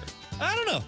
Just find that to be interesting, something worth keeping an eye on. So that is the latest when it comes to the Rule 5 draft. Alex, let's continue with our Major League Baseball offseason. Give me some more time in between. Roundup! You're really feeling it today. It sure sounds like the Yankees and the Padres are going to finalize this Juan Soto deal. According to John Heyman, King and Thorpe, 2 top-level prospects from the Yankees, are expected to go in return to San Diego. Alex, what do you think about Juan Soto in New York? Originally I was like, man, that's what you're going to get if you're San Diego, but those are pretty decent players to get back. One of them's already an established pitcher. The other one's a top prospect. And you're trading away Juan Soto for everything you gave up. But you weren't going to re-sign Soto. Soto obviously didn't help you as much as you needed him to. So this is a pretty good return for a guy that's going to be a UFA after this season. And the Yankees now have to deal with the soap opera that is, are we going to be able to keep him? Is he going to go to free agency? Can we pay the money for him? So I think this is a good move for San Diego. Yankees need help, but they need more help defensively. Yeah, their outfield defense. Woo! Partner. That is going to be ugly. Swing me around and around. They will be swinging you around. Those fly balls. Those pitchers will be swinging around, turning around, watching the ball land. Pointing up in the air, please. What? Help! I don't mind the move to the Yankees because, as you said earlier when we were mentioning this, you have to do it. You can't really retool or rebuild because of the contracts that you're in. Did you help your offense? Yeah, you did, bringing in Juan Soto. And he's a one-year rental. Like, if this doesn't work out, you're bad again next year. Okay, then you just let him walk in free agency, get that nice little draft pick that comes by attaching the qualifying offer to him. I think it's a smart move by the Yankees. You have to do it. Go out there, see if you improve the offense. Best case scenario, you get back in the playoffs. Worst case scenario, you're getting a draft pick for him and you don't re-sign him. All right, let's continue with some quick hitters edition of the Major League Baseball offseason roundup. Yeah! Free agent left-handed pitcher Eduardo Rodriguez is down to 2 teams. He's expected to have a decision by tomorrow, according to John Heyman. Where do you guys think that Eduardo Rodriguez ends up? I have no idea. I've not seen a single report about who he's interested in. Not a single one. All I've seen is like he wants to stay in the Midwest. That's all I've seen. I So would the Reds, Cardinals, Cincinnati. Reds then would be my guess. Or the Cubs. Who was the other one you said? He said Cincinnati. Yeah, Cincinnati. Oh, okay. I said the Cubs. I could see the Cubs makes doing sense. this, especially if you want to put him behind one of these top guys you either acquire or trade for. Yeah, that would make sense for the Cubs. Next thing up, Mets owner Steve Cohen recently went over to Japan to meet with Yamamoto. He was flanked by their general manager, David Stearns. Guys, do you think that Yamamoto ends up in New York with the Mets? No, I think it'll be the Yankees. I think the Mets are trying to do everything they can right now because they know the Yankees are probably the team he wants to go to, and you're trying to sell him on this part of New York, not that part of New York. I think he's going to be a Yankee. I think he'll be a Yankee too, but I'm not going to discount the Mets. I think the Yankees and Mets are just bidding against themselves right now. That Jason Stark had a good piece today about he could be a $300 million pitcher. Yeah, it's probably because Steve Cohen and the Mets are going against the New York Yankees. You rarely see these two teams going up against each other in a bidding war, but this is one of the rare opportunities to do so. I still think he ends up with the Dodgers. Craig Kimbrell is nearing a deal with the Baltimore Orioles. Would you guys have been interested in Craig Kimbrell? What was the number that he signed at? What was it? I saw $4.5 million was the Luis Garcia deal, and I know T-Bone was interested in that one. I've not seen what the specific dollar figure is for Craig Kimbrell. I would have done this. It's depending on what the number is. Like, if we're talking $10 or more million, probably not, but I'm thinking it might be less than 10 for his age. But he's a guy that has swing and miss stuff, and I think that could have benefited. If you're telling me I could have gotten him or Phil Maton, I probably would have done Craig Kimbrell because of the upside and the price. But again, the price is the important part with this. Let's say it's $10 million. I wouldn't have done $10 million. I probably would have tried to do less. It's a 1-year deal at $10 million, so like I get it limits your flexibility for the rest of this offseason, but Craig Kimbrell's a legitimately good bullpen arm. Like, he can come in and not just fall into the 6th, 7th inning role. He could take the closer's job if Helsley goes down or if Helsley has a bad year. Like, I would have been interested on this deal, and I love the Luis Garcia deal. Oh, my God, I would have signed him to that contract. Kimbrell still had 12.9 strikeouts per 9 innings last year. Oh, yeah. When Kimbrell was good, he was really good. But the problem is when Kimbrell is bad, it takes him a while to get back on track. And for that reason, $10 million, I probably would have done it, but I would have had to think. Like, would you rather have Kimbrell or on a 1-year deal or Jordan Hicks on a 3-year deal? Oh, Kimbrell on a 1-year. I'd do with Kimbrell on a 1-year deal in a heartbeat. That's probably the type of decision that the Cardinals are going to end up having to make. They opted to go the other way. The Hicks one? For Alex T-Bone, I'm BK. That's the latest edition of our Major League Baseball offseason Roundup. Chris Kerber next.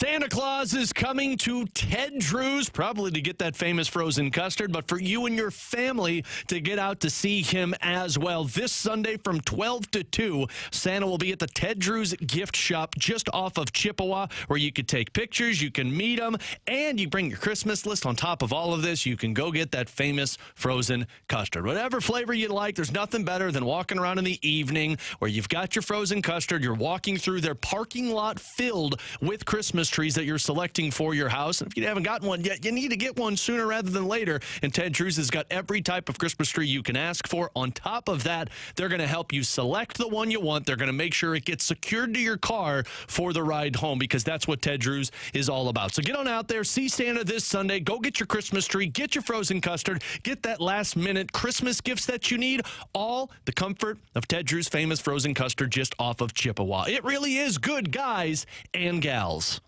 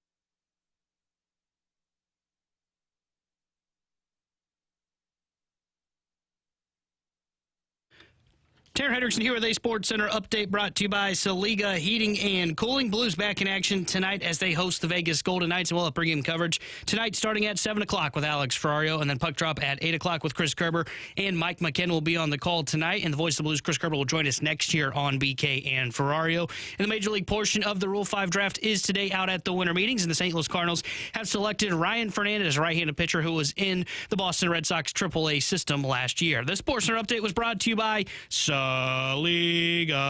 Heating and Cooling, an independent American Standard heat and air conditioning dealer.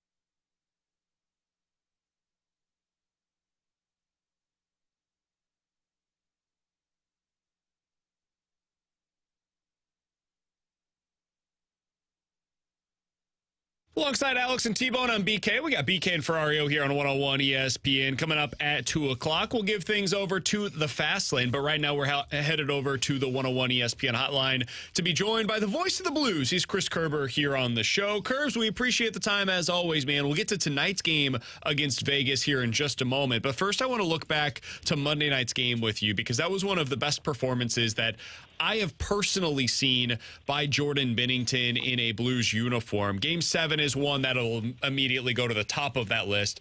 But where did that one rank for you, Curbs, in terms of the Jordan Binnington performances that you've been able to witness? Well, it was definitely up there as one of his good ones. But I'll tell you what, you make so much of what he did in Game 7 against Boston and, frankly, that whole playoff series. He had some absolutely outstanding games. I mean, played an entire, from January 7th on of that 19th season, very much like we saw the other night. And then he's had good games like that along the way. I mean, I go back to maybe that Colorado series from 2 years ago, and he had a couple in there. And what's encouraging, it just shows you how they've got a clutch goaltender. They've got a goaltender that can get the job done. And they needed him. They needed him for that one on Monday night. They're going to need him again tonight. But he was just outstanding. And the players in the locker room today were saying it. Craig Berube said it. It just gave the team in front of him confidence. He really was terrific. So, Curb, speaking of that confidence, we've seen Nashville go on a win streak, Arizona go on a win streak, Minnesota's in the midst of a winning streak, and in the last 7 for the Blues, it's been a win, a loss, a win, a loss. What do you think the importance is for this team to really go on at least some type of 3 to 5 game win streak? They're going to have to do it at some point in time. Otherwise, you end up falling out of the playoff race. 500 hockey, just 3 games over 500, isn't going to be good enough to do it. Now, it's a tough opponent tonight to try and get to that 4 games over 500 mark, which they haven't been since the end of the year 2 seasons ago, right? But they are going to have to get there. And tonight's the kind of game that can propel you onto it because if you get this one, you're going into Columbus with great confidence, and then you've got Chicago, coming after that. So, from that standpoint, you can find yourself on a 4-game win streak. And, when you look at their last 8 games, they're 5-3. In their last 8 games, that's not too bad. But like you said, with the way Nashville has kind of really found their mojo and gotten things going, with Minnesota going on a run since the coaching change, things have really tightened up here. Arizona's current 5-game win streak and to think about this, it took Arizona a 5-game win streak to get to 1 point over the St. Louis Blues. Yeah. Right? So you slide a couple, you slip 5-6 points, it could take you a month to get back. So I do think it's going to be critical, obviously, Alex, at some point in time. I'm not saying that it has to be right at this moment, but somewhere you're going to have to match what those other teams have done. Curbs, I am curious, when you think about the Blues and what they've done this year, they're 12-0 this year when they get the first goal. They have not won a game, though, when the other team scores first since the first week of the season. Why do you think that is? What's leading to that? Yeah, I think it's because more so on the second one, when they've allowed the first goal, they've allowed the second one fairly quick. They've allowed a second one but before they tie the game up kind of thing, which has happened more times than not. So it's an interesting, such a different stat, isn't it? It's just so lopsided in both ways. in comparison, like when Vegas scores first, they're great. They're 11-1-2, but they're 5-4-3 when the other team scores first. A little bit of and what some of the guys were talking about was the fact that it's sometimes maybe putting too much pressure on themselves, getting away from the team game that they've got to play to be successful in order to try and score. Sometimes when you cheat for offense, you give up defense, and that's exactly kind of what this team has done. So I think they've recognized that, BK. They just haven't they haven't been tested too much, along those lines and trying to fix it there. But like I said, you go back to that Arizona game, it wasn't just that they gave up the first goal of the game to the Arizona Coyotes. It was they couldn't tie it up before Schmaltz made it 2-0, and then you give the other quick goal by Michelli at the end of that period that made it 3-0, and then it's too much to chase. And I looked at this like, as much as come from behind, and the rules that have changed that kind of allows teams to come from behind, or so we believe. Right now, this season, as of today, when teams are leading after 2 periods of play, they've got a record of 261, 24 losses, or 26 overtime losses. It's basically a points percentage of .881 if you're leading after 2 periods. You've got to be close after 2 periods to give yourself a chance. Speaking of that being close, Curbs, at least in these last couple of games, we've seen the Blues generating offense mostly from these odd man rushes, but they've been trading odd man rushes the other way, specifically Monday with that first period. You're on the road. You talk to the coaching staff. How do they feel about trading those odd man rushes in games? Well, I think one of the things that Craig Berube has been happy with the most this season is they really haven't given up a lot of odd man rushes. They did in the last game, you're right, but that hasn't been the MO of this team so far. In the games, like maybe that game against the LA Kings, they did. So you can see how this team is built. You can see how this team is designed to play, right? And if they're going to turn the puck over at the blue line, or that turnover, for example, by Robert Thomas that led to the Buchnevich tripping penalty. Plays, that are just not great hockey plays at the time, you're going to give up those rushes. It's something that the Blues really don't think that they feel they've been really good at limiting them. They know why it's happening when they do give them up. Now, on the flip side, they're also getting odd man rushes, and they're actually producing as one of the best teams in the league off the rush. So, it's a key. I mean, every time we've talked to Craig Berube about what he likes about his team, because we really aren't giving up a lot of odd man rushes. So I think if you see a lot of odd man rushes, they're not playing the way that their coach wants them to play. Curves, we're looking forward to tonight's call. Blues versus the Vegas Golden Knights. Should be a good one out there at Enterprise Center. All the best to you, and we'll talk with you again next week, my man. All right, guys. Have a great week. You got it. That's Chris Kerber, voice of the Blues here on 101 ESPN. You'll hear him on the call 8 o'clock, puck drop, 8 o'clock, a little bit later than normal for a home game here on 101 ESPN. Alex will have your pregame coverage for that one starting at 7. Alex, I did a little deep dive quickly while we had him on the show with us. He mentioned how they seem to give up that second goal quickly after the first one. Has happened 5 times this year in this stretch where the Blues give up the first goal and then almost immediately give up the second one again to go down 2-0. So against Winnipeg, they allowed 2 goals in a combined 20 seconds. Vancouver, 2 goals in 1 minute. Nashville, 2 goals in 20 seconds. The Kings, 2 goals in 30 seconds. And then against Colorado, it was a little bit longer, but 2 goals in 3 minutes. When you're getting down 2-0 like that, and it's a stretch of boom, boom, boom, got goals coming out of being down 1-0 is one thing. Being down 2-0 as quickly as they have been, that's another thing entirely. You can't be allowing goals back-to-back and basically the next shift after that first one. Well, and that's why you need a stopper line. I mean, 9 times this season, I had this on postgame Monday night, they've given up multiple goals, sometimes 3 goals in a 3-minute span this season. So when they give up 1, they give up at least 3. And the problem for the Blues is they don't have that stopper line to go to. They had it there for a while, but Jake Neighbors has been promoted, and we're going to talk about this on pregame tonight. But the importance of a stopper line for a team to be able and say, like, okay, go out there and win the faceoff, win that faceoff, but then force it into the offensive zone and go to work. Go behind the net, hold on to the puck, force the other team to have to make a line shift. You don't have that right now, but you also need your goaltender to make a couple of saves in those situations. And then in those games, those second or third goals, it's either been a high danger scoring chance that the Blues just turn the puck over, or it's been a goal that you're like, yikes, you needed the goalie to make that save. He's Alex, that's T-Bone on BK. We'll hit the BK and Ferrario Rewind with the biggest, most interesting thing that Oli Marmol had to say yesterday at his media availability. Are the Cardinals getting ready to trade one of their second basemen? We'll talk about it next year on 101 ESPN.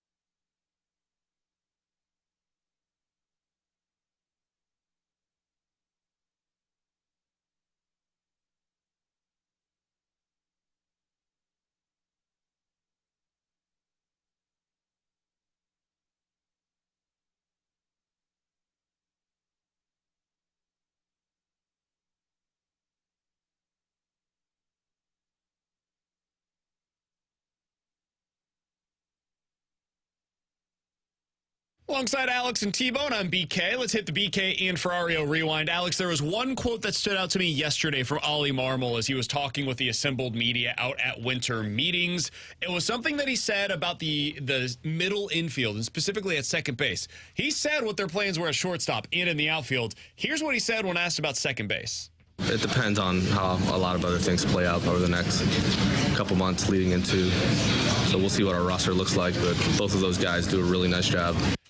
Depends on what our roster looks like. He didn't say that in the outfield. They've said, no, we're not trading Lars Nootbaar. We're not trading Goalie. We're not trading Arenado. It sure doesn't sound like they're shutting that down from the second base conversations. Alex, do you think the Cardinals are legitimately considering a trade that would involve one of Nolan Gorman or Brendan Donovan? I think they are considering it, and I don't know why they're considering it, other than if they're going to be able to get that high leverage starting pitcher. But here's the thing. I don't know if Dylan Cease is going to go for it from what we talked about earlier today. So does that mean you're going bigger fish? Does that mean you're going to Seattle and try and get Logan Gilbert away?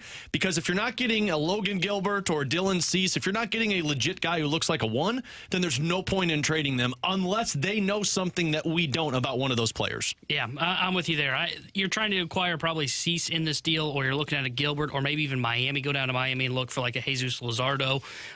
That would be the only reason you trade a Nolan Gorman, but it definitely sounds like they're still kicking the tires on the idea of trading him and trying to improve the rotation. You don't say that unless it's at least under consideration. I also think that it is interesting that they have added so much middle infield depth. They're doing so in the Rule 5 draft. That's not a huge deal, but it's just a continuation of a trend. They also added multiple middle infielders at the trade deadline this year. It sure seems to me that they are setting themselves up in a way where if they end up trading somebody from their middle infield, they have the depth to be able to cover for it. So I find that to be very interesting, and I do think that it is something that we should continue to monitor. For Alex Ferrario and Tanner Hendrickson, I'm Brandon Kiley. If you missed anything from today's show, be sure to check out the podcast page, 101ESPN.com, the free 101 ESPN app. It's all presented by Dobbs Tire and Auto Center. You can also join in on the holiday spirit by helping out 101 ESPN. We're supporting Operation Food Search throughout the month of December, and we've partnered with STL Shirt Company in order to offer some of the 101 ESPN online merch store offerings that include t-shirts, hoodies, hats, and so much more. Plus, we brought out back